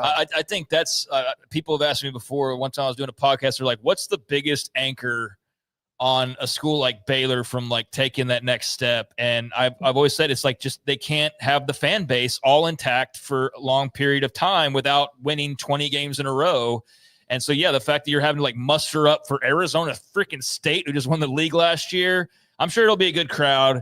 But I just think that's the part that's really hard, is to constantly have to like treat every game like it's this spectacle to get people to show up for it. It's like, damn, man. Not every meal is Kobe beef. Right. You mean Olive Garden? Yeah. Sometimes it is Olive Garden. And sometimes you win the Olive Garden games, and sometimes you win the Burns Steakhouse games. Yeah. And it's like every season is 12 games, and very rarely anymore in modern football are those 12 games going to be the same. They're just not. Like, you're going to have similar ways of winning. So fans just need to be in there I'm in to win however it takes to win. Well, let's go ahead and answer the email. Yes, not a lot of people live here. They live in Houston and Dallas. We know we've been talking about the same topic for 10 plus years, but I do think it'll be a good crowd when all is said and done. I don't know how much of a home field advantage they'll have. I felt like they had a good one against Auburn, but Auburn also brought a boatload of people. I'm not sure ASU brings a ton of people. There's a lot of Tempe Texans. I mean, maybe they do, but I think it'll be a hell of a game. Good chance it's a shootout. Based on what we know about it, and I'll take the home team, but this is definitely a big step forward for whoever wins this game in the standings. I thought the ticket sales could be in trouble. I get tired of talking, but when they scored 30 plus against Samford, and there was a deal for 30-something tickets available. One of the website, Sikkim365.com, was doing a special to give away tickets for basically, you buy something, and that drives me crazy, but it's never going to change. Let me properly phrase what I was saying too, as far as my critique, and then let's please move on from this. It's not even so much that a bunch of people live out of town, which is the excuse that you hear, though, right? Like, oh, well, everybody's in Dallas or Houston. There's just not a lot of them to begin with. You're right. Like, they're just not a big school, so it's you have to like pull teeth to get 50,000 people. To put Same thing. In SMU. I mean, hell, that's part of the deal. But it's either it's too hot, it's too early, it's too late, it's whatever. All right, next game. East Carolina, BYU, Kalani Sitake. We had a little clip from him earlier when his name popped up for UCLA's opening, and he talked about focusing his team on East Carolina. At times, the Pirates can be a problem. A good football team is on the road, and BYU has done kind of what they're supposed to do as they close out their non-conference schedule. Look, they charged back to give NC State a scare, which is NC State has been one of these teams that plays East Carolina and has like nightmares and scares. It's one of the games that they kind of regularly rotate through in their non-conference slate. But they only lost that game 24-17. And NC State's a team in a bit of transition right now, although I do think they're on maybe a bit of an upswing with their young quarterback. But going to ECU is kind of a wild place. They have a pretty engaged fan base. Mm-hmm. They always manage to like fire it up for the big games. So I would not put it past something wacky happening to BYU here, but the way that their defense and running game are set up, I think they'll be fine. I think they probably cover, but I do think that if you're not watching that game and it comes across the crawl and ECU is close or like up by a field goal, before halftime, don't be surprised, because that's kind of stuff. It's what happens when you play East Carolina. Yeah, they're 1-2 East Carolina, but lost to Virginia. 2-1. They lost to NC Virginia. State. Oh, okay. I'm talking about Coastal Carolina, Paul. They shut them out 38-0, which was impressive. Win for East Carolina entering this one here. All right. Yeah, so give me BYU. I think it might be a little bit challenging for Bachmeier being on the road for the first time. I also read a blurb about how BYU doesn't play all that often, or when they do play, like in the southeastern part of the country, that's not really their necessarily like their familiar base. But I don't put a lot of chalk in that. But I did see a blurb about that. So if you combine a freshman quarterback and a feisty ECU team, and maybe geographically a place where you don't always play that well, that's a nice little recipe for giving them some trouble potentially on Saturday. But I'll still pick BYU without giving it too much more thought. And they are only like touchdown favorites, which is interesting. And that just speaks to kind of some of the things that maybe I was talking about there. But I think they'll lean on LJ Martin and ultimately be A-OK if the young man at quarterback there, and Bear Bachmeier does have his nerves get a little out of whack. Just hand the ball to LJ Martin or throw to those Chase Roberts and those veteran receivers, and sure as hell lean on that really good defense, and you'll be A-OK. Now, I do want to mention with BYU, you talked about, hey, if so-and-so wins this game, look at what's ahead. BYU's staring like 7-0 straight in the face without even like breaking much of a sweat potentially, because they've got East Carolina this weekend. Now, we know it's a road game, but after that at Colorado, I don't fear the Buffaloes at all right now. I don't care that it's in Boulder. West Virginia's at home. And then you're at Arizona. Now, maybe depending on how you feel about Arizona, I think they're a good team. I don't think they're like really good. But then after that, you're looking at like 7-0. Let's just give them what games they'll probably be favored in, right? But then if that's where you are and you'll have won 3 road games in your last 4, which would be impressive, that's when you get into Utah, going to Ames, going to Lubbock, TCU at home. So they might be one of those teams that's like off to a really hot start, but that second half of schedules where it's all going to be determined. Remember last year they had the really nice start, and they were the talk in a lot of ways of what was going on. They had the win against who would they win on the road? SMU.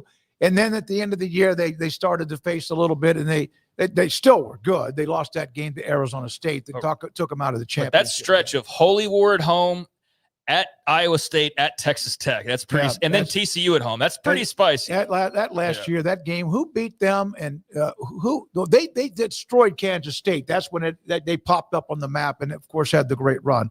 I'm taking BYU. The Cowboys, Wyoming, Colorado. This game in Boulder, night game. It's an ESPN primetime or late night game, and the Buffaloes after the loss to Houston. I think they'll be fine. Wyoming can kind of make the game go a little bit ugly, but I'll take Colorado with going back to Salter. Maybe that calms them down. Breaking news, I am starting at quarterback for Colorado this week. I still have eligibility. You know what? I got to say this, though. I know that they're going back, and I understand why, but that dude Staub, that scramble where he threw his body at the goal line and could have been broken in half was spectacular. You can see where the leadership is in there, the feistiness. Poor man's Baker Mayfield type, but they needed to make the change. Play like you're never going to start again, and like, because he had no idea. I'll tell you what, Paul, Caden Salter better play like that this weekend. Exactly, I'll tell you right now. He better play like that. Does. That's exactly what he needs to be inspired by watching Ryan Staub, is that Ryan Staub played like he was never going to start again, and that this is going to be his only opportunity, because you don't ever know. And he played like that. Now his team was not up to snuff.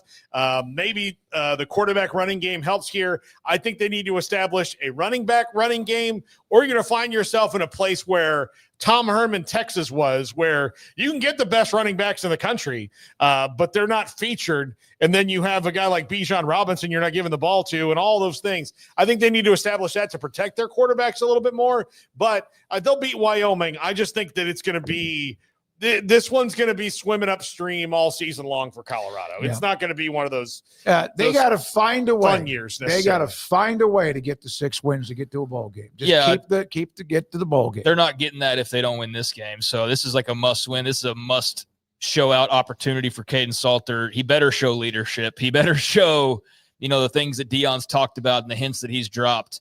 Or outright just flat out said here over the last couple of weeks. So, yeah, I'd expect Salter to fully utilize what he does best, which is run, to help provide some of that run game. But he's also just got to be better about just the passing side of things as well. I mean, that's definitely a shortcoming, and being the sort of skittish, almost like weirdly scared veteran quarterback early in the year. He's got to be like Caden Salter, who led Liberty to the freaking Fiesta Bowl. Granted, Oregon demolished them, but still, he was a player of the year type of candidate a couple years ago. And I didn't know this, but apparently, and I guess I just didn't follow up too much on it, but remember I said like 1,000 times, like, man, he's really had a bad year at Liberty. He had a bad, it was a terrible follow-up. Like, apparently he was trying to get out of there, and that's explains why it was just such a weird season. Maybe just I don't want to say just a little disengaged. Yeah, frustrated, he was disengaged, jealous of everyone else getting to do what they want to do, but he wasn't good vibes there between he and Liberty. So, anyways, this is a big opportunity for him, because I think Dion will bench his ass if he doesn't show what he needs to show. After Saturday, they will not be favored against anybody else on the rest of their schedule unless all hell breaks loose or continues the wheels fall off Kansas State. That's even a game in Manhattan at the end. BYU, TCU, Iowa State, Utah, Arizona, who looks obviously like they're perked up, West Virginia, that's on the road, Arizona State, K-State. That's going to be, they got to find a way. And I like Dion. I've said that before, to try to find, I don't know how they're going to do it, but they got to find some wins. And like you said, they got to get this one here, or who knows if they'll win a game the rest of the year. And I'm not trying to be clicks and views there. I think that's true. It's just stating the obvious. Yeah. It's not getting clicks and views, stating the obvious. Yeah, if you can't beat Wyoming, then you're going to have to steal Big 12 games that nobody expects you to win. Same with Oklahoma State and Tulsa on Friday night. If you can't beat Tulsa, you better hope that you can steal one down the line. Yeah, no, absolutely. All right, Craig Smoak it Off the Radar just around the corner. And if you haven't subscribed to what we do, I told you this a couple of months ago. Andrew Valade looked into all the analytics. Like 66% of those who watch this show on YouTube had not subscribed. So we would love for you to do that. We'd appreciate to do that. Hit the like button as well, and we do appreciate your time. Off the Radar, Craig Smoak. This is 365 Sports. Don Shumidor and Coffee Beans in the Townwood Shopping Center off Valley Mills in Waco, in between Valley Mills and Richland Drive in Waco. And they're having a special that's going on. Of course, the ownership with Joshua does such a great job. Cheyenne, you walk in the door and immediately, there's like a rows and stacks of old cigar boxes on the floor, dozens of them. And then you walk a little bit further to your right. There are two different doors to get inside of the 48-foot walk-in humidor. And right now they're doing a giveaway. They just had a giveaway just a moment ago. In fact, it was to Outcast Cigar Raffle. You could buy a cigar or a box, get certain raffle tickets, and you won stuff. Now they're going to have October the 9th from 5 until 8. They'll have an epic fall smoker with epic cigars and Nat Seco as well. Don Shumidor and Coffee Beans, CBD products. I was talking to somebody the other day who's trying to do everything possible to stay off medicine. Because, sometimes you get medicine and they're like, well, this ought to help you feel better. Then how do you know if any of the treatment you're getting is helping you if you are on so much medication? CBD, as far as what I do, the gummies at night, I never feel like I'm taking anything like that. I get in bed, I kind of fall asleep, and next thing you know, I'm up and had a nice, restful night. So they have that available for you, Vita Dreams. Don Shumidor and Coffee Beans in the Townwood Shopping Center between Richland Drive and Valley Mills in Waco. In our logo and advertising, we say we are people that you can count on. What does that mean? It starts with providing a quality vehicle and quality service at a fair price. But it also means we do what we say we will do, and we treat people fairly with respect. It starts by hiring great people, good local folks who work hard with a caring attitude. Our employees are the real reason we are people that you can count on. Put us to the test and see for yourself that at Richard Carr Motors, we are people you can count on. Parenting is full of surprises. You never know what to expect. So after our son was born, I called my Texas Farm Bureau insurance agent to set up a life insurance policy in case something happened to me. Sawyer is now 2. And we'll soon have a sister. There's no one else I would trust with protecting my family. Stop by and see our agents at one of our 3 McLennan County locations. Coverage and discounts are subject to qualifications and policy terms and may vary by situation. Developed by Startup Waco, a nonprofit organization, GXG is a program designed to support the entrepreneurial development of Baylor University student athletes through NIL activations. The program helps student athletes maximize their platforms and offers a comprehensive support system for them to create and grow new businesses that not only benefit themselves, but also uplift the local economy. Fans who wish to support student athletes can donate to GXG via the GXG NIL Fund, BaylorBears.com/GXG. Contributions to support NIL activations through GXG can be made at BaylorBears.com/GXG. For more information, follow @GXG_GreenXGold on social media and visit the official website www.gxg.startupwaco.com. GXG, empowering student athlete entrepreneurship and uplifting the local economy through NIL activations. Riverbend Liquor and Wine now has 2 locations to serve you. The original on Lakeshore Drive at North 19th Street and the brand new spot in downtown Waco at 600 Franklin Avenue. If you're looking for the best in craft beers or local Texas bourbons, then the original is the place to be. And for the latest trends and online phenomenons, head downtown to the Franklin location. Either way, you're going to get the same great variety, customer service, and speedy experience. Check out both locations on their Facebook and Instagram pages. Riverbend Liquor and Wine, Lakeshore Drive at North 19th Street, and now downtown on Franklin Avenue.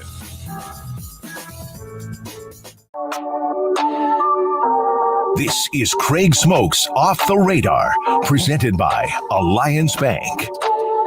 They take pride in making banking easy. AllianceBankTexas.com.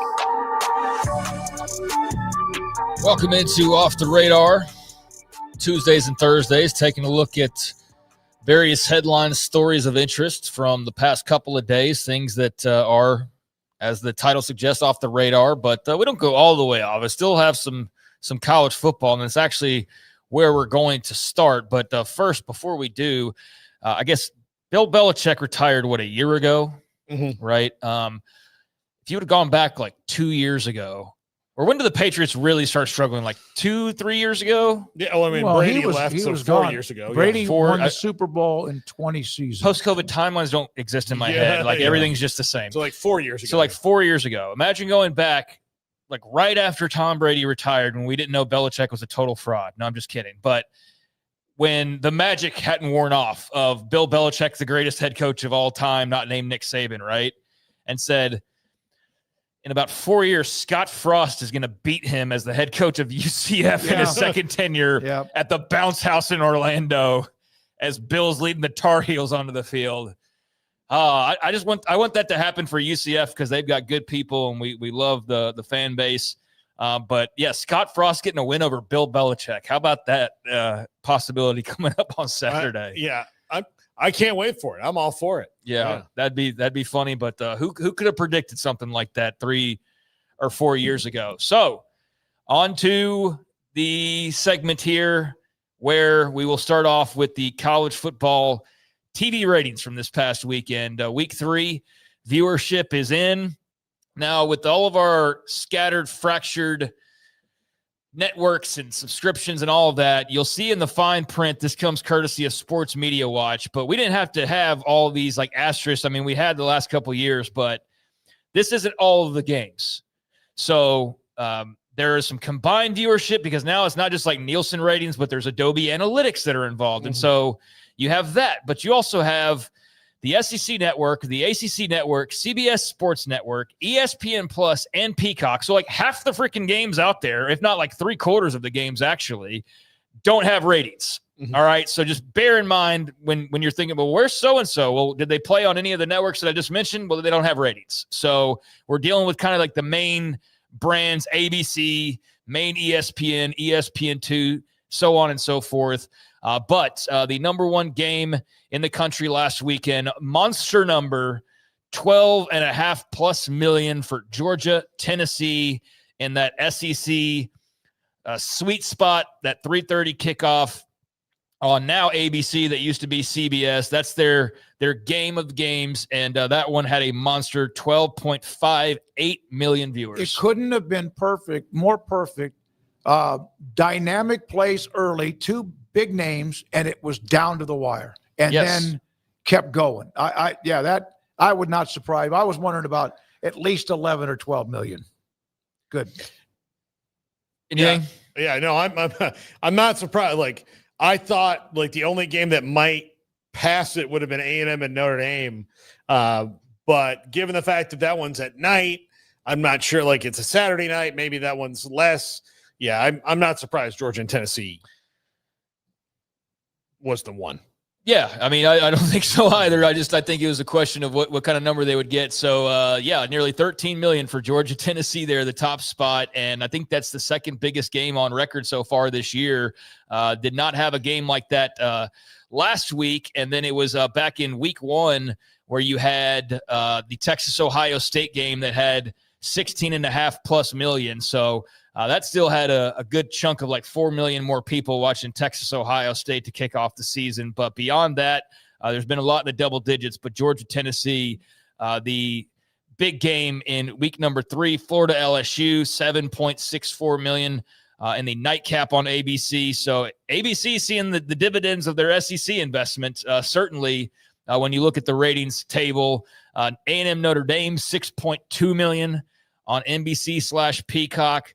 Clemson, Georgia Tech at number 4, 4.76 on ESPN, and then Wisconsin, Alabama, 4.5 million on ABC. But I mean, some other healthy numbers. I mean, Colorado and Houston, they're on a Friday night. I mean, this is the appeal of Dion, of course, but it's also having more real estate, which is kind of the line of thinking for Brett Yormark and company is, hey, these Friday games aren't always convenient or fun, but they are going to give us a better opportunity to be seen. So nearly 3 million for that game.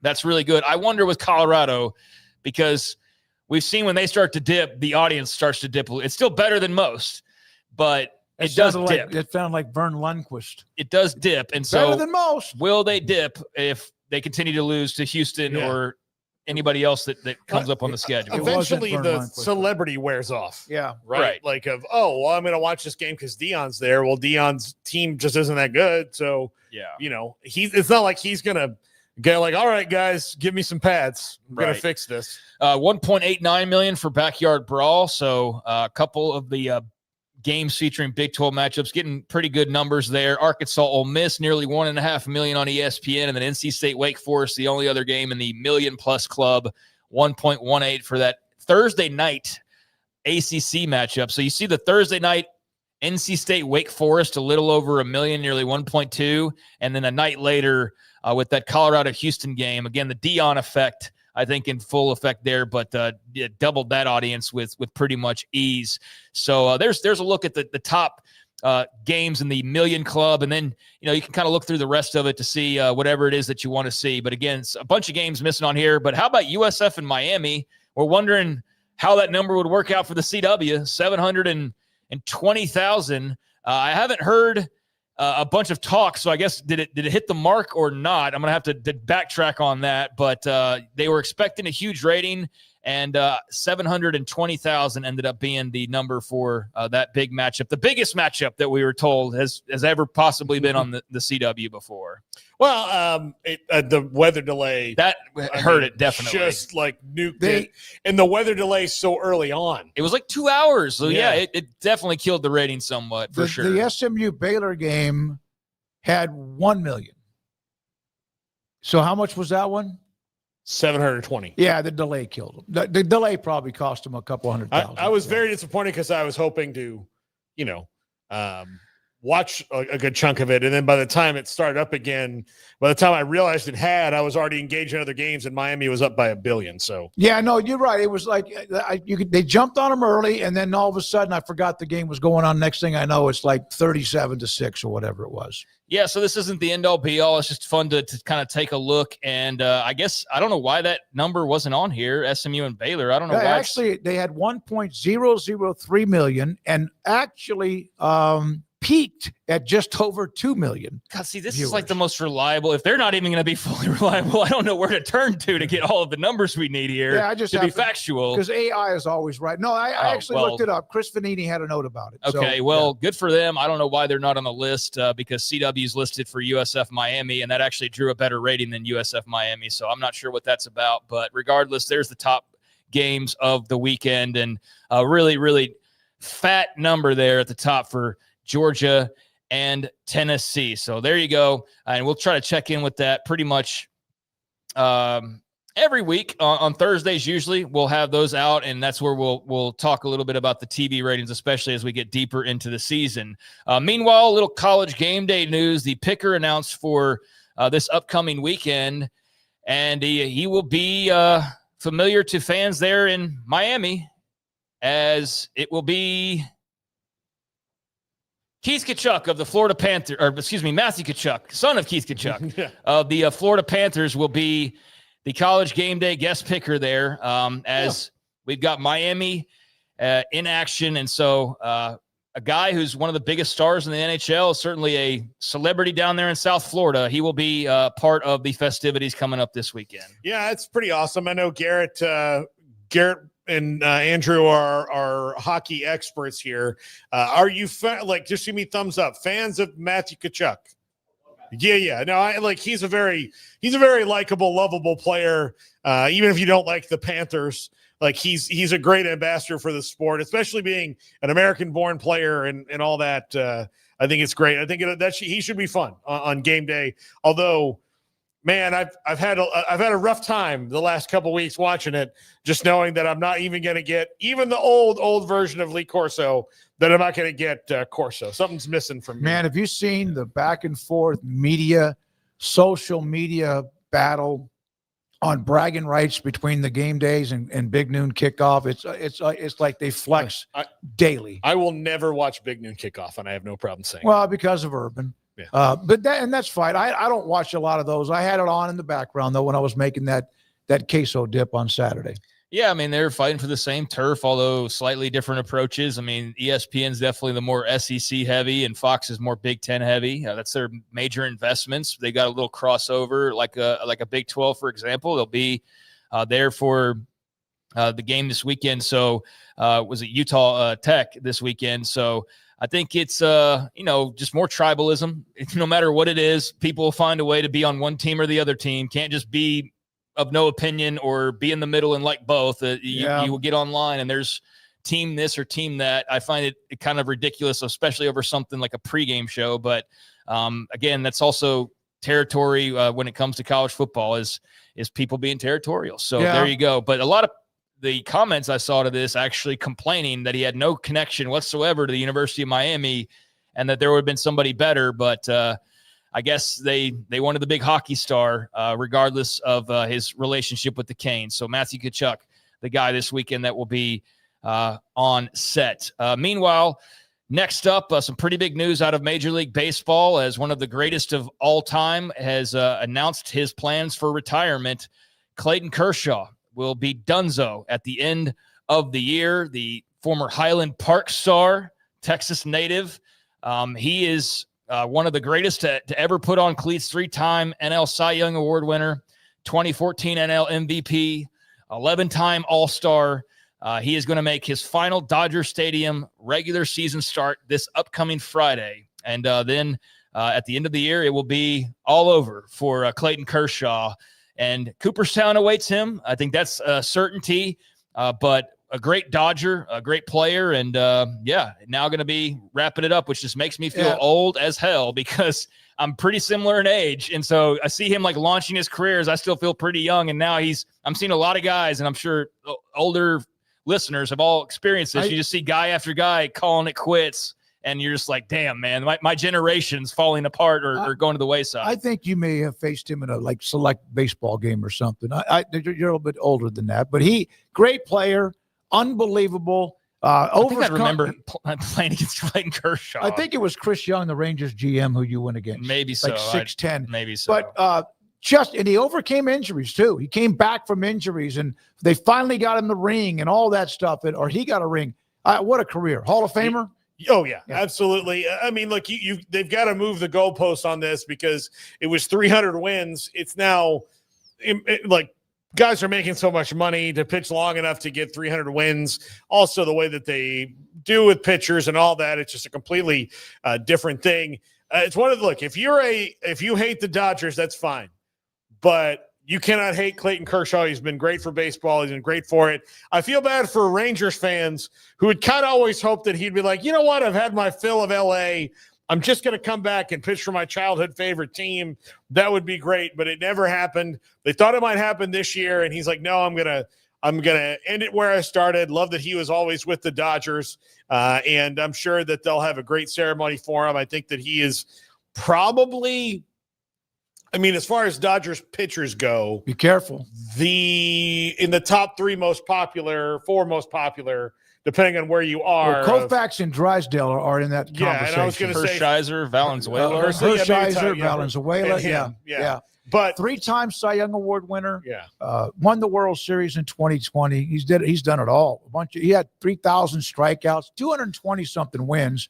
But again, that's different because of how pitchers are used and how often they get to pitch. And a lifetime Dodger, a guy who pitched that long and never went anywhere else. Now, granted, he started off where everybody tries to go, basically. It's like getting drafted by the Yankees. Like, what are you going to – do you really want to be a Brewer? I guess there was the tie that, maybe he comes back to Texas, and there was some hopes, especially being a Dallas guy, that he'd play for the Rangers, but didn't work out, won't work out because he is going to be calling it a career at the end of this year. So, still a little bit of a wind down to go, but definitely a big face from baseball for the last, 2 decades that will no longer be a part of the mix moving forward. 10-2 this year. And remember, last year he was hurt, and he was hurt in 2020.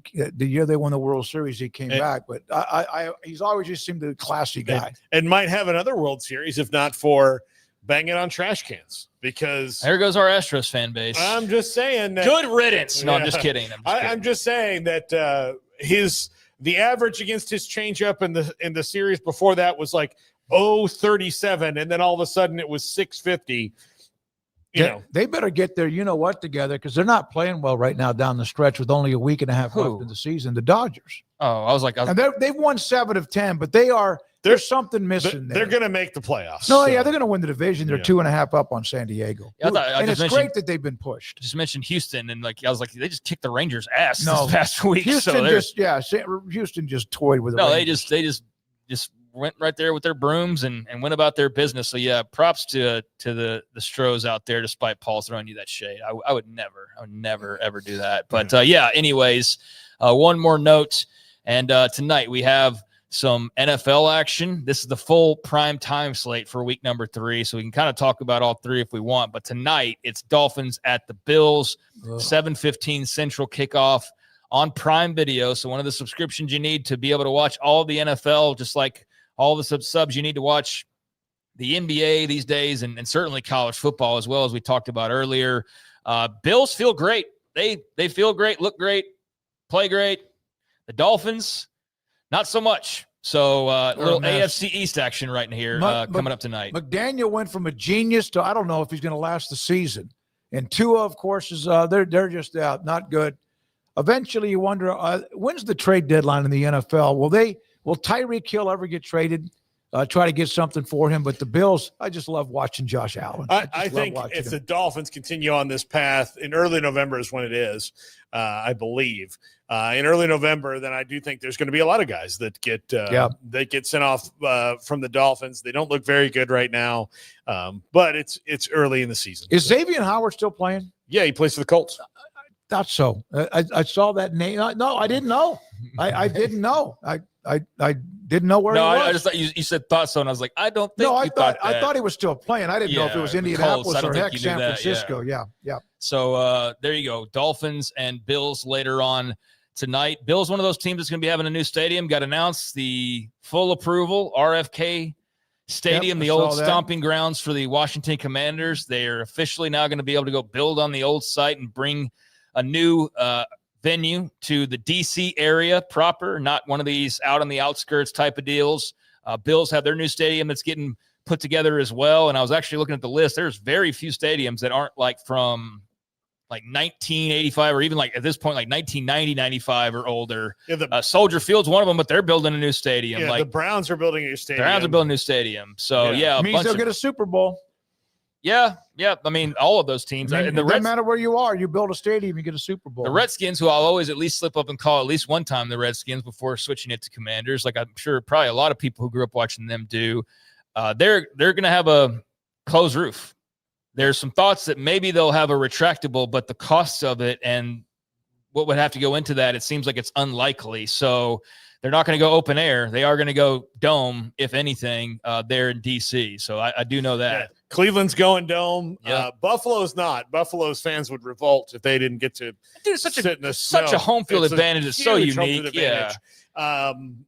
I think Chicago might be going dome. I could be wrong about that. I would think so. At least retractable. Yeah. But yeah, because of the wind and like they're trying to. It'll be a fixed roof for Chicago. Yeah. Okay, fixed roof for Chicago. So they're all doing that now. Look, Chicago, DC.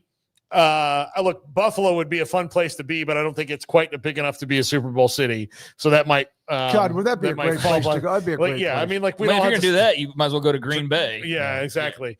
I mean, look, they could just have it in Toronto, which is right there across the border. Dude, if the folks who are in charge of WWE and UFC get their hands on it, the Super Bowl will be played in Riyadh, Saudi Arabia, or in Barcelona, Spain. But I do think that having a Super Bowl in DC, like now, look, I've been to Cleveland, and I'm not knocking it, but like, and that might be a fun town. Knock it. I mean, you know what? Cleveland was a cool town. I didn't get to spend a whole lot of time in Cleveland proper, but I will tell you that the airport that sucks on the top of the airport sucks list, Cleveland. Really? Yes. Yep. Never been to the state of Ohio, actually. So maybe change that at some point. I've been to Cleveland, I've been to Canton, and I've been to Bowling Green. I've been to Canton, Toledo, and I've been to Cleveland, and what's the other one there? Columbus. Yeah. Yep. I've been to zero. Never stepped foot in the state of Ohio. And just touching real quick on Sunday Night Football, KC in New York. Chiefs will get a win there, and they need one to kind of raise their spirits. But the Giants. It's very uninspiring. I tell you what, though, you know what? They scored 6 against Washington, and then they looked like Kurt Warner and the Rams in that game against Dallas. We're about to go play Patrick Mahomes and a hungry Chiefs team. Because Washington is better.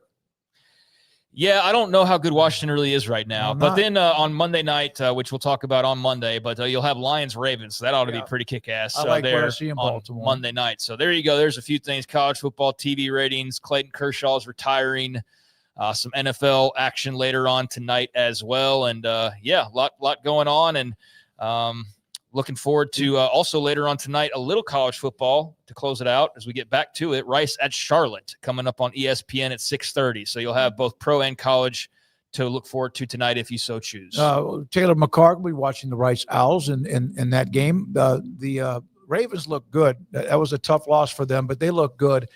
I don't know about the Chiefs. It'll be interesting to see. All right, top 5 pitching leaders. Dodgers history. Pick 5 out of these. Sutton. Remember him? Mm-hmm. Kershaw, Drysdale, Sandy Koufax, Fernando Valenzuela, and Oral Hershiser. God, I hate to take Sutton won 233 games when he was with the Dodgers. As a Dodger. Right? Yes, and then he, of course, pitched for the Astros, too. Yeah. So, man, that's Think about it. I'd have to, leave one of them off. Yeah, I mean, you don't have to. It's up to you. You know what? Claudio Steen. Another one was good. Didn't win as much. All right. We got a guest coming up. Thank you, Craig. Off the Radar, filled with a ton of information. When we come back, he played at Baylor. He was a part of those great Dangerfield high school teams. I know we don't talk a lot of high school from East Texas, David Mims. This weekend, Baylor will honor one of our friends for a long time, a part of the show, and J.J. Joe, who passed away earlier this year, former Baylor quarterback. The Black Alumni Association will have a huge weekend, and they'll honor him too. David Mims on J.J. Joe and Baylor. That's next. This is 365 Sports. Marco's Pizza. Pizza lovers get it. Marcos.com online. Fastest growing pizza brand in America. 5 locations in Waco, thanks to Bob Mock. He's put them all together, including Belmead, China Spring, Hewitt Woodway, and also Robinson. Specials every day online for whether you want to order online, go pick it up. Order online, they will deliver it. Whatever you need, they'll do that for you. And I love their all-meat pizza. And I told you the other day, seemed like Bob didn't tell me this, but they did change. He did tell me this to a new Italian, the Italian sausage. Fantastic. It's like, to me, what you would get old school. Marco's Pizza. Pizza lovers get it. At Sturdy Steel, we build more than grandstands and press boxes. We build the spaces where communities come together. Based in Texas and serving communities nationwide, we're proud of our reputation for dependable, high-quality work and strong client relationships that stand the test of time. From concept to installation, our team of skilled drafters, welders, and installers takes pride in delivering seating solutions designed to last. With a focus on dependability, transparency, and service, we are here to make the unique needs of architects, contractors, schools, and venues across the country. We ensure every project is seamless, sturdy, and ready for generations of fans to enjoy. That's Sturdy Steel. Automatic Chef is your local vending, office coffee, and micro market provider, delivering outstanding service to break rooms all over Central Texas for over 50 years. Automatic Chef brings the best products to your location at the best prices. With hundreds of choices in fresh food, coffee, snacks, and drinks, let Automatic Chef tailor a break room solution to your needs. Make break time great again with Automatic Chef. Automatic Chef Canteen, 6900 Imperial Drive in Waco, or online at automaticchef.com.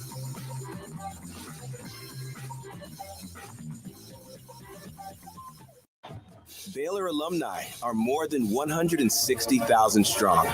When we all join hands to support our university, we don't just move the needle, we move mountains. Working together, we create life-changing opportunities for students on the field, in the classroom, in the laboratory, and in life for generations to come. So get connected, get involved. Learn how at baylor.edu/alumni. There are 26 letters in the alphabet, over 600,000 words in the dictionary, and just 3 of them said together can change everything. Let's order pizza. Those 3 words lead to dough made from scratch and 3 fresh signature cheeses that blanket golden crust in a heavenly melt on Marco's Pizza that'll blow your mind. So visit marcos.com to order and stop by Marco's Pizza in Belmead, China Spring, Woodway, and in Robinson. Marco's. Pizza lovers get it.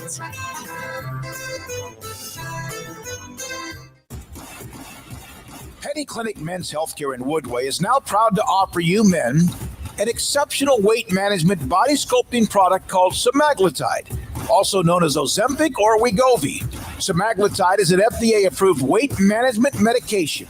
Once-a-week injections of this powerful medication offers an average body fat weight loss of 20% within the first year of treatment. In addition to body sculpting, semaglutide also normalizes blood sugars and has the clinical research proof of reducing blood pressure, cholesterol, stroke, and heart attack risk. If you're like most men and you have stubborn fat that will just not respond to typical diets and exercise, then help is finally here. Semaglutide, affordable, highly effective. Google search Petty Clinic Waco and reach out to the Petty Clinic team today for a free consultation with Dr. Petty to see if semaglutide is right for you. Go to pettycliniclowt.com.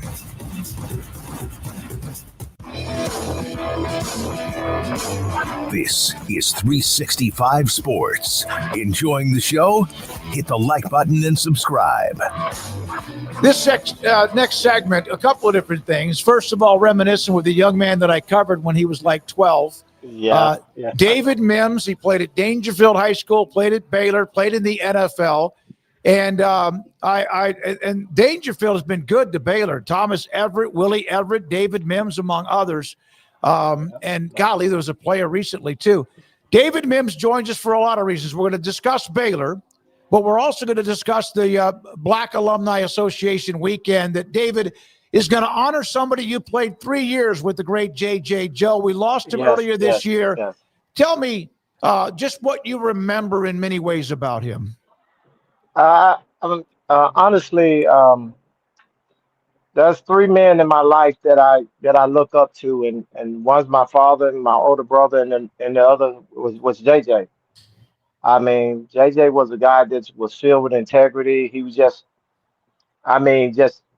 one of the great people that ever walked, man. And he just was so nice and forthcoming. JJ, I know you know in Smoak, he was like David. He would tell you exactly what he meant. Like, David, you don't need to be doing that. But JJ was a friend. I loved him, and he loved us, and he was just one of the smartest, most brilliant, honest, loving people that I've ever encountered. And so that's and a great athlete. He didn't look like an athlete. I would tell you a story, Smokey. When we first got into school, I was a year ahead of JJ, so I'm in. So they moved him into my apartment. I think they believed that because I was kind of reserved guy, so they would be a good roommate for JJ. So he comes in, and I see this funny looking guy, kind of wobbling, and I'm like, man, this guy can't be an athlete. And so we we get into it, talking. And he says, "Oh, let's just take it to the basketball court." And I'm like, "Hey, there's no way this guy here is gonna handle me on the basketball court." We go to the basketball court, man, and JJ was like a pro ball. JJ was like he belonged in the like he was a D1 basketball player. And I'm just like, what in God's name? Where is it? This guy can't run, can't jump, but he could handle the ball, he could shoot it, he was physical, he could do anything he wanted to do with a basketball. And it was like that in football. You looked at him, he didn't look at imposing. It didn't look like he was fast, but you couldn't tackle him. It didn't look like he had the greatest arm. He was always accurate with the football, and it was just he just knew how to play the game. He was a phenomenal athlete too. There's a lot of players, I guess, over the years that get a lot of attention. Obviously, Mike Singletary, all of the RG3, some of them the most. But he probably, I think, like you said, because of the way he carried himself, and then he was a part of the broadcast, and he was also the underdog, as you mentioned. Yeah. Is there? He's in that same breath when it comes to beloved Baylor football players, right?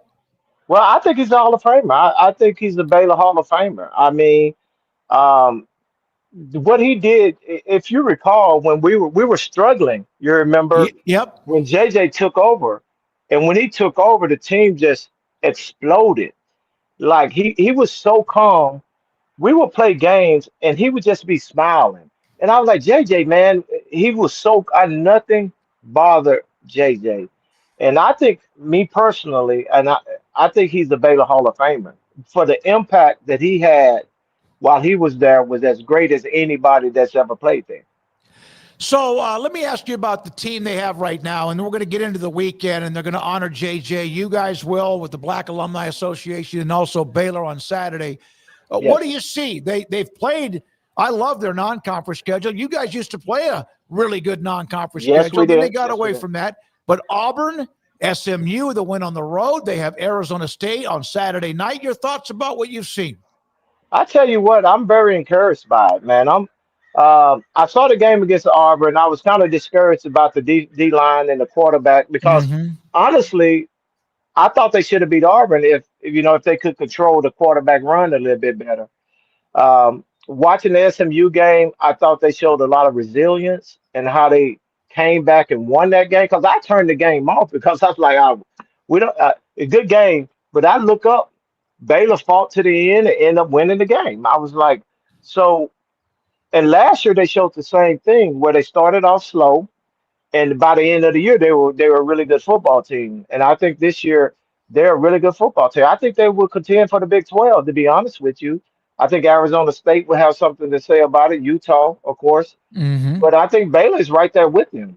And I think we need to improve a little bit on the defensive line and defensively a little bit. But I think Baylor is right there to compete with anybody else in the Big 12, and I think they're a top 2 or 3 team in the Big 12. Yeah, the defense in that opening game, it's not, you don't just get much better. You either have guys or you don't, right? Yeah, true. I would agree with that. I think you're right that we might not have the players right now that could stop the run the way they need to stop the run. But if they could somehow figure out how to play good coverage behind a solid defensive front, I think Baylor would be very, very hard to beat. I think the offense is explosive. I think they got some athletes on the offense, decent runners, and I think the quarterback is very serviceable. He's a really good quarterback, and he's as good as these ones that, in college today. So I'm really very optimistic about their chances in the Big 12. I like Utah. I saw them play. I like Utah, and once again, once again, I think Arizona State is probably one of the teams they play this weekend. That's the team that's going to really be right there with them for the championship. When you came out of high school and you committed and played at Baylor, what were your other options? Well, it was a few other options, A&M and a few other that was coming. The funny thing about me coming out of college, I never even imagined playing college football because in Dangerfield, the highlight of your life was to play on the Dangerfield Tigers, the high school football team. I never even dreamed of, just going to college and playing football till one day I was running track and Coach Lane was out there recruiting Steve Stutzman. He actually Oh went to yeah. Baylor also.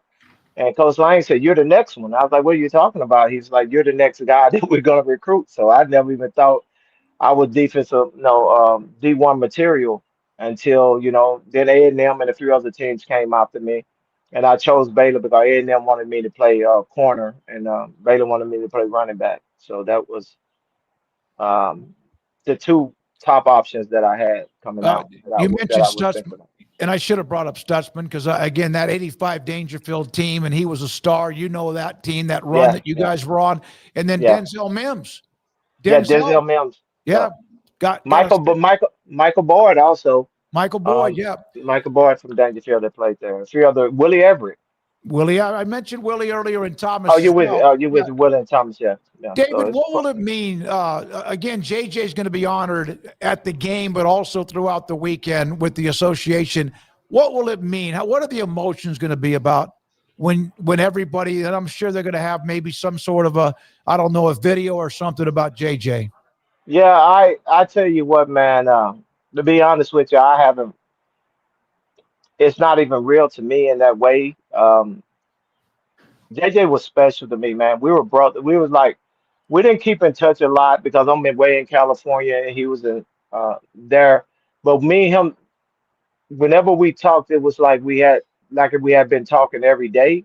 Mm-hmm. And he always showed me love, man, and just so much respect. I graduated Baylor because of JJ, because me and him both were finance majors. So finance was very hard. It was a very hard a major, and I would struggle sometimes. And he would say, "David, just come here, just And he would go through everything with me. So he was really integral, and me being able to graduate and play football at the same time. So it's bittersweet, man. It's bittersweet to see that someone has done that much in their lives at that young of age for people want to honor him in that way. And that's the sweet part. The bitter part is that it brings the reality to me that he's gone, and that's Mm-hmm. that's that's a hard thing to really just accept. And I can only imagine what his wife and his kids are. It's bittersweet to see him honored in that way and respected in such a way, and that he impacted people's lives in such a way. But also, it's the realization that he's no longer here with us. So it's that's the kind of things that I'm jostling with, as I think about it. Well, we understand. Do you remember the last time, the last time you talked to him, or? Yeah, yeah, Yeah. yeah, yeah. I do, man. It was it's crazy because the Lord had been putting on my mind. Me and JJ need to talk. So I called him because he helped me out a few things with some business stuff, and I called him to talk to him about let's make things, talk about it and everything. And we just started talking, man. We talked for about 3 hours, and it's about maybe a couple months before he passed, and we talked about 3 hours, and we talked about things, and we talked about life, and he talked about his beautiful wife and kids and what was going on with that. I told him about me and what my kids were doing, and we just reminisced about everything. We just talked about it, and I was coming into town, and he was like, "Man, come over and stay with me, man. You can come stay with me." And then I had to push my trip back a little bit, and I was ready to head to Dallas probably a week or so before after he Mm-hmm. passed. The thing was we were gonna get together. I was gonna come over, and he said, "Man, you can stay at my place." I said, "Yeah, man, I'll be happy if you have me." And we were gonna go out and kind of reminisce and catch up and go holler at Mike McFarland, and that was the plan, and so it was very, very difficult, hearing the news. So it's I still don't really have words for it, and you know how that is. And so yeah, we talked about maybe about a month or two, month and a half before he passed away for about 2 or 3 hours on the phone, just laughing and joking and having a good time. Well, you got that opportunity. I know you wish he was still around. Last thing is, how often have you been to McLean Stadium? Uh, I think I've been there 3 times. Okay. I haven't been there much. You know, been way in California. Yep. I don't get the chance to be in Texas a lot. When I'm there to see my mom really, and you know, they're about 3.5, 4 hours away. So I don't get an opportunity to come there tomorrow. My plans were to be there this weekend. I have a huge thing happening tomorrow, so I'm still gonna fly out and try to make it there in time. But I haven't been there very much. I haven't been there very much. 3 times, I believe. Well, it'll be good to see you. If you do get in, you have my number. I'll be at the game Saturday night. I'd like to come say hi to you if you get to the game. Yes, sir. I will. I definitely reach out to you, and I'll be calling you, Smokey. Anyway, I appreciate you guys. Thank y'all for having me. David, thank you. It's great to see you. 1985 won a state championship. Of course, Dangerfield won a bunch of them, and then went on to play at Baylor and also in the NFL. And before you go, you know I'm still mad at you about 1983, though. You know that. What did I do? You know, I told you the defense, the entire defense needs to be in the Hall of Fame. Oh, no. But you'll fuss about that one day. Yeah, you do. And you're right about that. The greatest team I've ever seen. I said that in a speech earlier this year.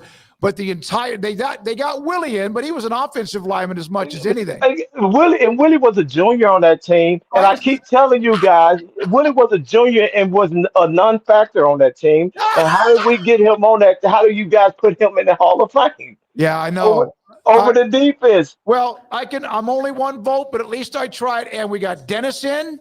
Thank God. And I will. Oh, yeah. Dennis deserved to be in, though. He deserved that. That took too long, too. That took too long, too. I'll keep working on that. Believe me. And just I'm an advocate for it. I'm just saying the best high school football team, and not only in Texas high school football history, I believe that's the best high school football team ever.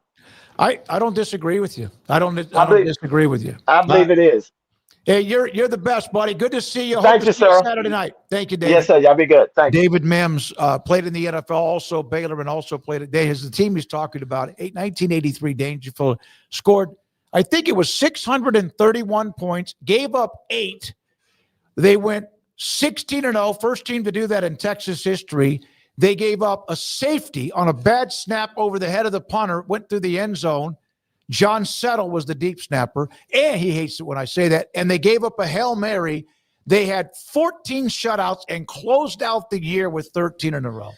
Yeah, I mean, growing up, that was the team that I was always told was the greatest team of all time, was 1983 Dangerfield, and the history book said it. Now, there's been hundreds, thousands of football teams since then, so you know that's more of a debate than it was. But at the time, I think it was – actually, if you said that to people back in the 90s, there wasn't much of an argument for it. Now, 30 years have gone by, and you've had all these different schools pop up like Allen and, you know, various dynasty type of schools. Oh, but yeah.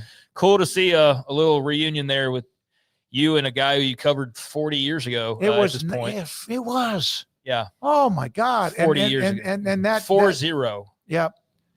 Yeah, thank you. Robert Strait was a former Baylor running back who was at Cuero, and they beat them in the state championship. They beat Cuero 47-22 at Floyd Casey Stadium, by the way, which is no longer in existence. It's dust. Do you think Paul's listening right now? I'm listening. Okay. They're talking about Dangerfield. Hates high school football. I have no input on it other than I wasn't here and didn't know about it until I actually met you. Yeah. You didn't know? Well, of course you wouldn't have, but you were in Florida at the time. Yeah. If somebody told me when I was in high school about an 83 Dangerfield, Texas team, I'd have been like, oh, neat. Here's what I'd like to know. Were all the guys actually from Dangerfield? At the 83? Yeah. Well, there was Dangerfield Lone Star. Lone Star But they weren't like coming in from DeSoto or Oh, I get what San you're saying. Antonio or wherever. These were real Dangerfield Tigers. These were guys born and raised in Dangerfield area. It was a steel mill town in Lone Star. And, of course, the business went out. They were struggling. A lot of people had layoffs.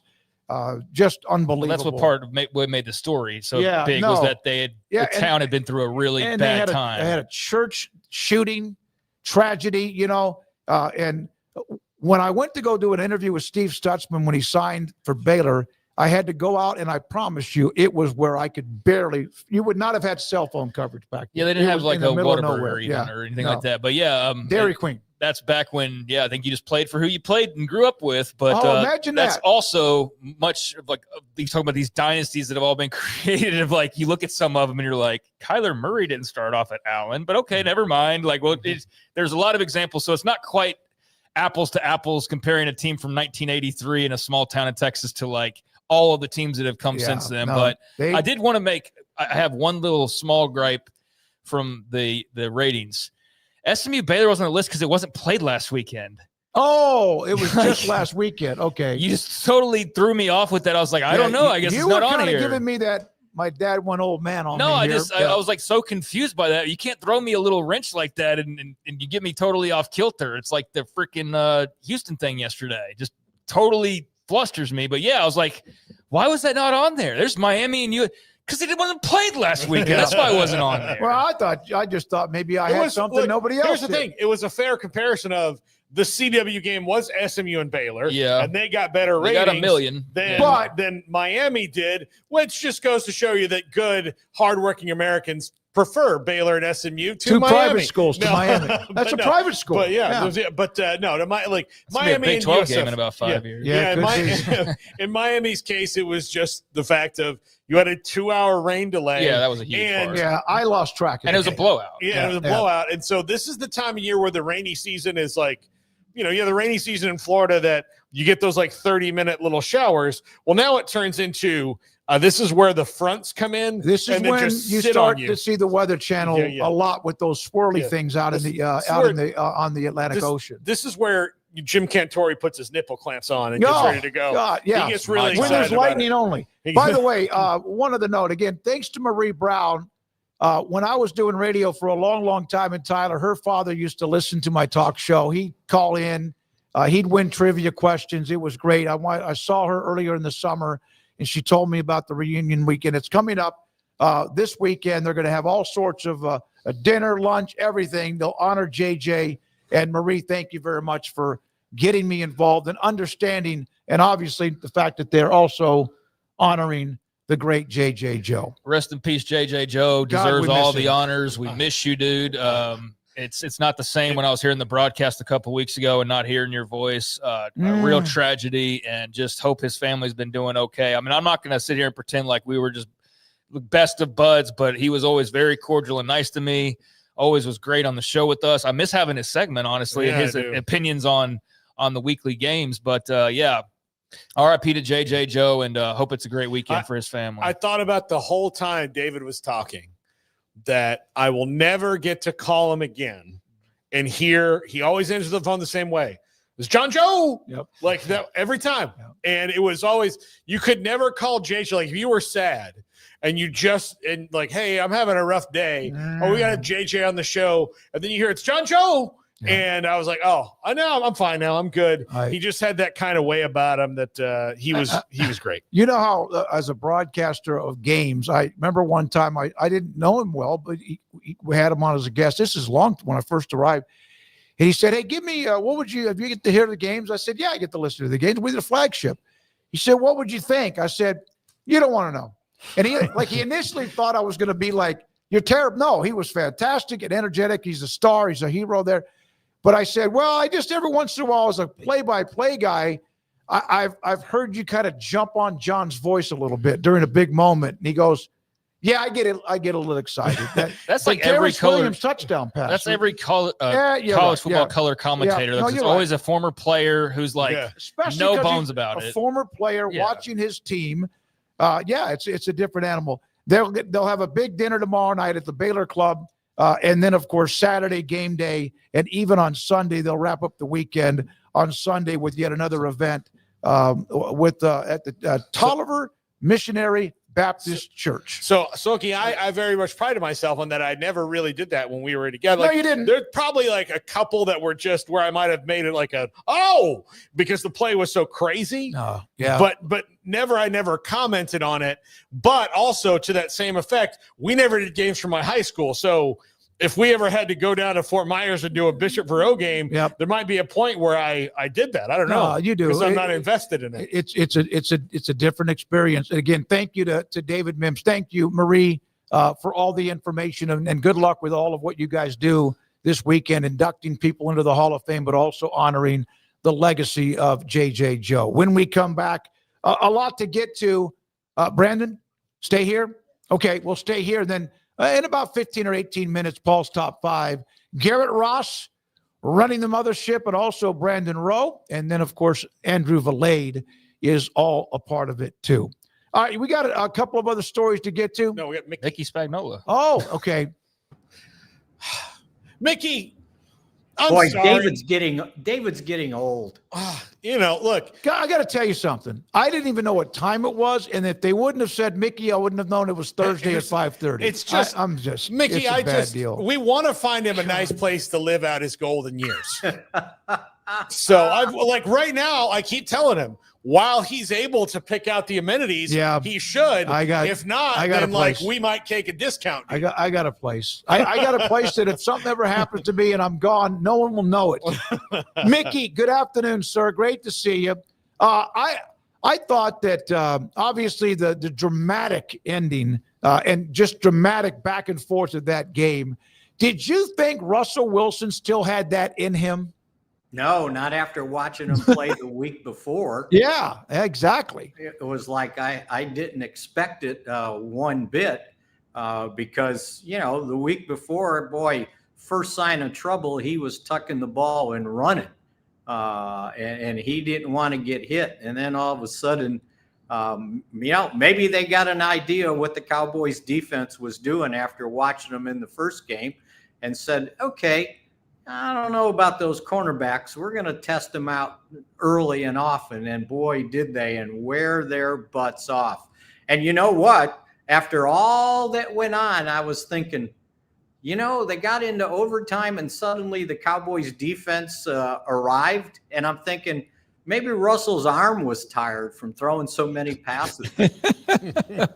Man, I mean, I remember even Herb Schottenheimer talk about how he was really good throwing the deep ball. Yeah, that seemed like. But all right, they won the game. Can you imagine had they lost that one or tied at 0-1-1? Yeah, the Chicago game's coming up, but that would have been. You don't want to bury anybody early. That would have been kind of hard, no matter if it was Philadelphia in the first week. Yeah, and I think the big thing, and I understand the win, the significance of it, not being 0-2 or 0-1-1, but I think the way they did it gives them immense confidence going forward. Because, when you're a new coach, a new head coach, a new staff, you want to earn some credibility, and the way you earn credibility is winning football games. And I think that went a long way to get these guys to totally, and it's not as if they haven't, but totally buy into what's being sold here with the new staff. Mickey, they still have a long way to go on defense when it comes to rushing the passer, but that's why you bring in a guy like Jadeveon Clowney. And they really need to do that because they've had so many injuries in the secondary. You can't just replenish and hope those guys all get healthy at once. What do you think about the signing of Jadeveon Clowney, who has been kind of a hired gun the last few years of his career and has still been very effective getting 5, 7, 8 sacks for these teams coming in? Yeah, and he's still a hired gun, right? Yeah. I don't think they signed him as being a savior. No one should think that they signed him to replace Micah Parsons, but as an experienced guy that's been around the block in the NFL, a guy that's had actually, this is his 7th team. He never sticks anywhere. But these last 2 seasons in Carolina and Baltimore, he totaled 15 sacks. You just can't go buy those anywhere. So to me, it gives them some depth at defensive end, and maybe more so, it gives them somebody with experience. If you think about it, look at the defensive ends. Other than Dante Fowler, everybody else is like, well, I'm in my 2nd year, or I'm a rookie. Now, Sam Williams is in his 4th year, but he didn't play any football last year. So he had 2 years under his belt. So yeah, I see no harm in it, and the fact that this is one of the few times, because they unloaded $21 million in salary cap funds by trading Micah Parsons, and that's not why they traded him. Okay. But they had room under the salary cap to bring in a guy for $3.5 million. And if they're wrong, they can erase it. And that mistake doesn't kill them under the salary cap the way it would have previously when they couldn't take those chances. Javonte Williams has had a really nice start to the year. He's overcome injuries. He was a really good player. And then all of a sudden, kind of one of those you just thought, there's that running back shelf life. He's gone. Who's the one that kept pushing for him? Because a lot of people probably did not want to touch him. Yeah, I think the scouting department, I think they did their due diligence and saw a guy for the right price. They didn't have to spend a bundle to bring him in. I think he was trying to reestablish his career as a free agent. And David, to tell you the truth, when we were in training camp, we saw him here during the off season and all the workouts, and I'm looking and I'm going, well, he looks okay. He looks serviceable. Then we get to training camp and I'm going, oh, this guy's got something. He's got a little wiggle to him. He hits the hole. He's got some explosion. Now, they're not tackling, and we didn't get to see him in preseason, right? And so, but he showed the same thing when the tackling started. And I didn't realize he was that physical because, a couple times he's running people over. He's breaking tackles, running through potential tackles. So, yeah, I think they've got a find here with a guy that's, pretty motivated to prove himself.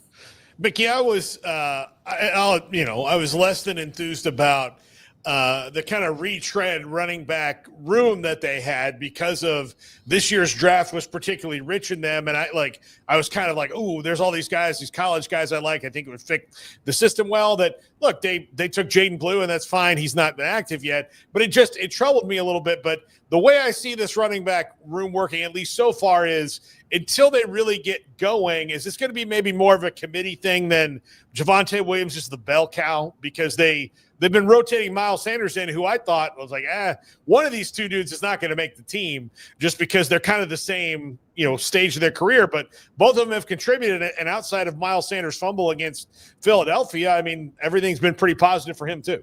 Yeah, and Sanders, you said rotate in. Well, okay, but he hasn't got that much. Yeah. Javonte Williams has been the guy. And I think he's handled it awfully well. Now, I'd like to see Jaden Blue get active, but coaches, early in the season, they got to build up a trust for a rookie to come in and play. But yeah, Williams is the guy. Do you realize it's been a while since the Cowboys had back-to-back games that they rushed for 100 yards? This has been a troubling aspect to this team. And as Schottenheimer said, shame on me. I should have gave him another carry so he could have got to 100. But he certainly earned it. And I think they can sink their teeth into him. And then every once in a while, give him a blow. Bring in Miles Sanders, until you think you can trust Jaden Blue. All right, so Dak coming off a year where he didn't play much. Obviously, he had the 23-team year where he was like runner-up as MVP. From what you've seen, and you got drops in there from CD in the first game, but from what you've seen, is it too early to say he's almost at that 23 level? I said it already, so I'm not going to say it's too early. But I said it from watching him in training camp. I'm going, okay, this is 23 Dak Prescott. Everybody was looking at him. A lot of people, well, he's 32. He's coming off an injury. Those days are gone by. No, he can still play. And I think you're seeing it. As long as that offensive line can do a creditable job. And I don't know that they were great last week, maybe good, but he got sacked 3 times. He had to run out of the pocket 3 times. I think he got hit like 6 or 7 times, and there might have been another 10 pressures, but he performed. And the offense put up 478 yards. And it's not just the total, you guys, but it's when he did it, right? They had to drive, after driving to take the lead, like 60-some yards for the touchdown to take the lead. Then they lost it, and he had to drive again at the end with, 25 seconds to go to kick the field goal to tie it and send it into overtime. And then they had to drive in overtime with time running out. And I think there was 3 plays before Brandon Aubrey kicked the game winner as a walk-off. So, that second half, that was Dak Prescott.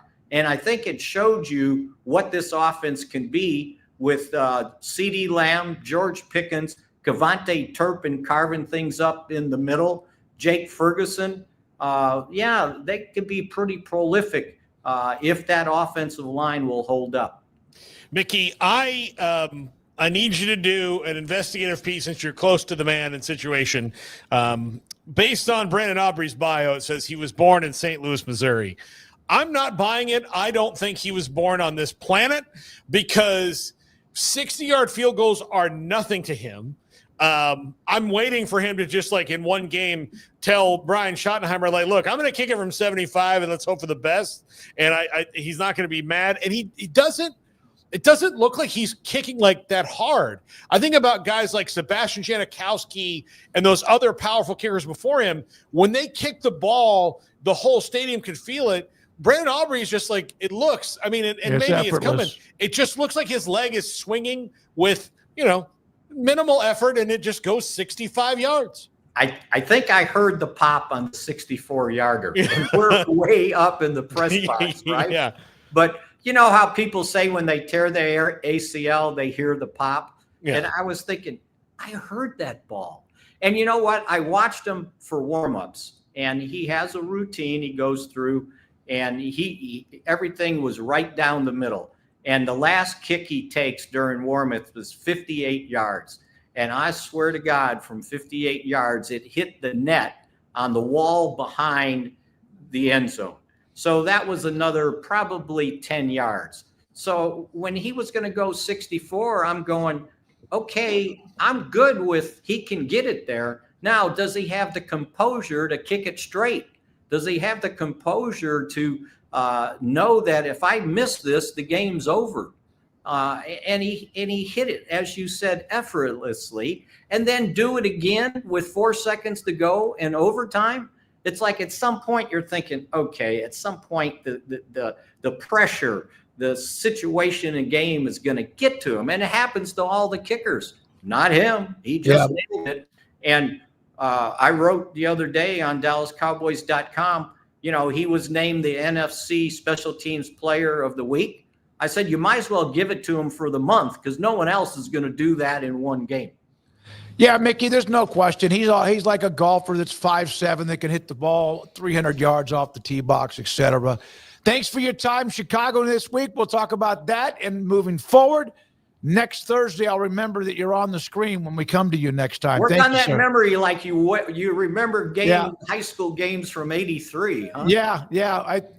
That's what happens when you start to get to that point. You don't remember yesterday or even today. Thank you, sir. I know all about it. Thank you, Mickey Spagnola, DallasCowboys.com. Thursdays in the 5 o'clock hour. Coming up, Paul Catalina and the top 5 poll results, quizzes, and more. This is 365 Sports.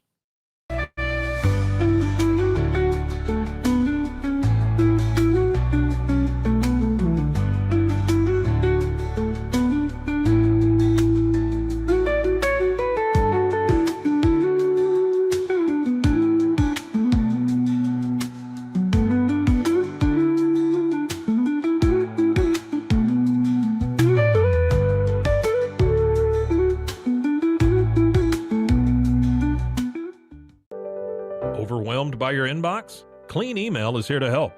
Organize, clean, and manage your emails with powerful automation tools. Say goodbye to spam and clutter and enjoy a stress-free inbox. Try Clean Email today at cleanemail.com. That's CLEAN email.com.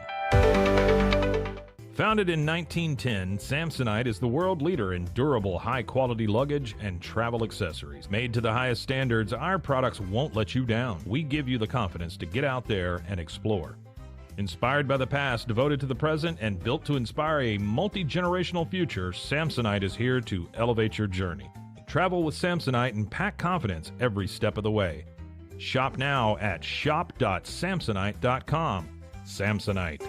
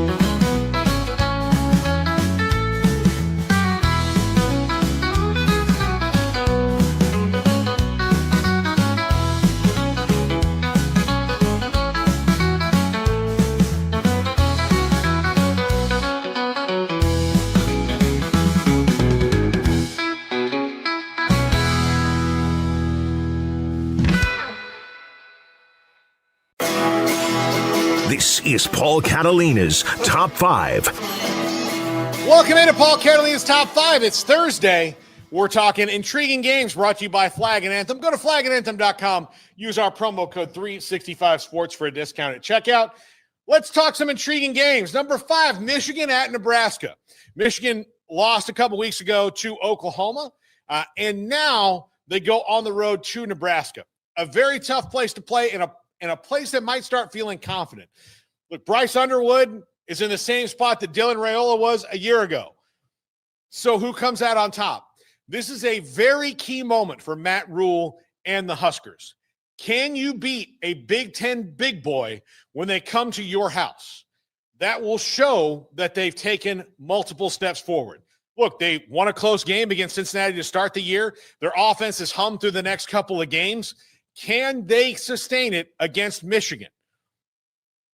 We'll see, but this is a moment for the Huskers. And for Michigan, it's a chance to show that Bryce Underwood and your team is legit and can go on the road and win a big game in a hostile environment, which they did not do at Oklahoma. Number 4, Illinois and Indiana. We're living in the Big Ten for the moment, but this is a huge one. Illinois, number 9 in the country. Indiana looks like they haven't missed a beat since last year. Francisco Mendoza has been a very welcome addition at quarterback, taking over for Curtis O'Rourke. They've played really well so far. This clash, while not determining the scope of either season, is a big win for either program. Is Illinois legitimately a top 10 team? Is Indiana legitimately a contender? We'll find out this week, and this should be a really good one between Kurt Cignetti and Brett Bielema. Number 3, Michigan State at USC. It's a nice week for the Big Ten. Of course, 9 conference games will do that.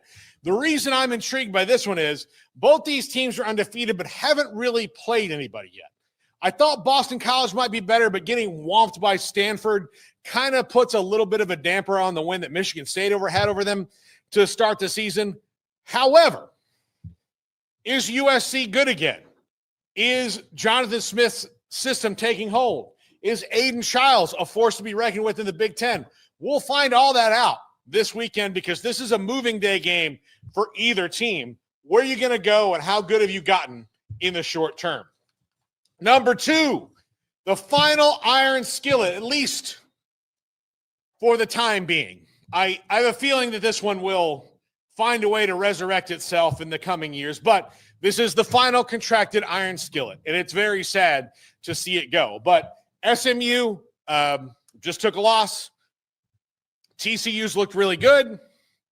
This game has been kind of back and forth over the last few years, and if TCU is legit, this would make them 2-0 in the ACC, by the way, if they did that. The Big 12 really needs this win. The ACC could use it. The ACC's not been doing great in their non-cons either, but a huge rivalry game, and we'll see how it goes. But I'm excited to see Josh Hoover versus Kevin Jennings in this game.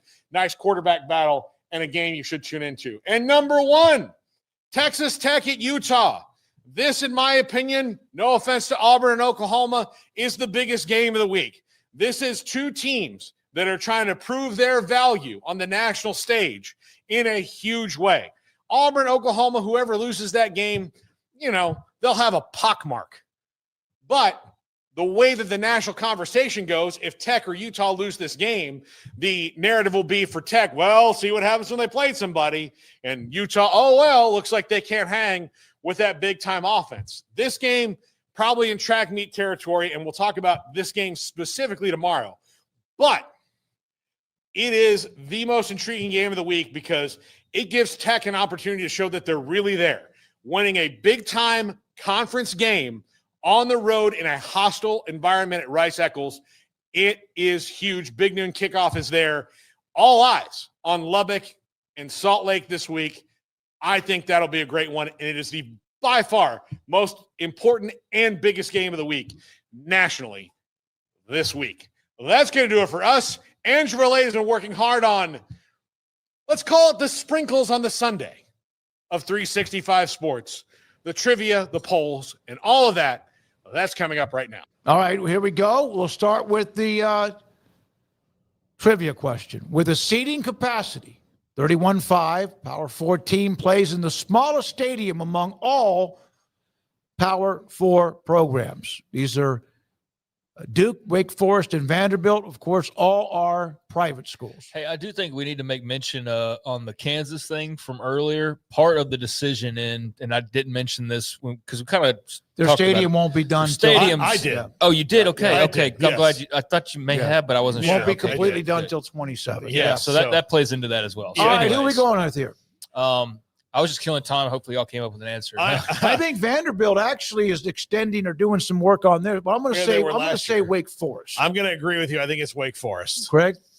I mean, 2 out of 3. I'll go ahead and roll with you guys, and that way, if you're wrong, I can just say that we were wrong. Exactly. Okay, playing both sides. Answer is Wake Forest. Yes. Yeah. See, I always believed in you guys. I was very torn between Wake Forest and Duke. Yeah, okay. Yeah, I was. Well, Baylor played Duke, remember, about 10 years ago or so, and I remember the stadium. I think it was higher than 31.5. Yeah. Okay. Trivia 2. In what year was the forward pass officially introduced into college football? God, what are those great days back then? God bless football. Gosh, I know this because I read it in a book. I know it. Wasn't there a famous war in 1912? Or was that 1812? Yeah, it's called the War of 1912. Okay. War of 1812. It was before 1920, and it was before. Trying to see if I could sneak a peek into those old clippings. Here's the thing. I'm going to say 1906, but I don't know.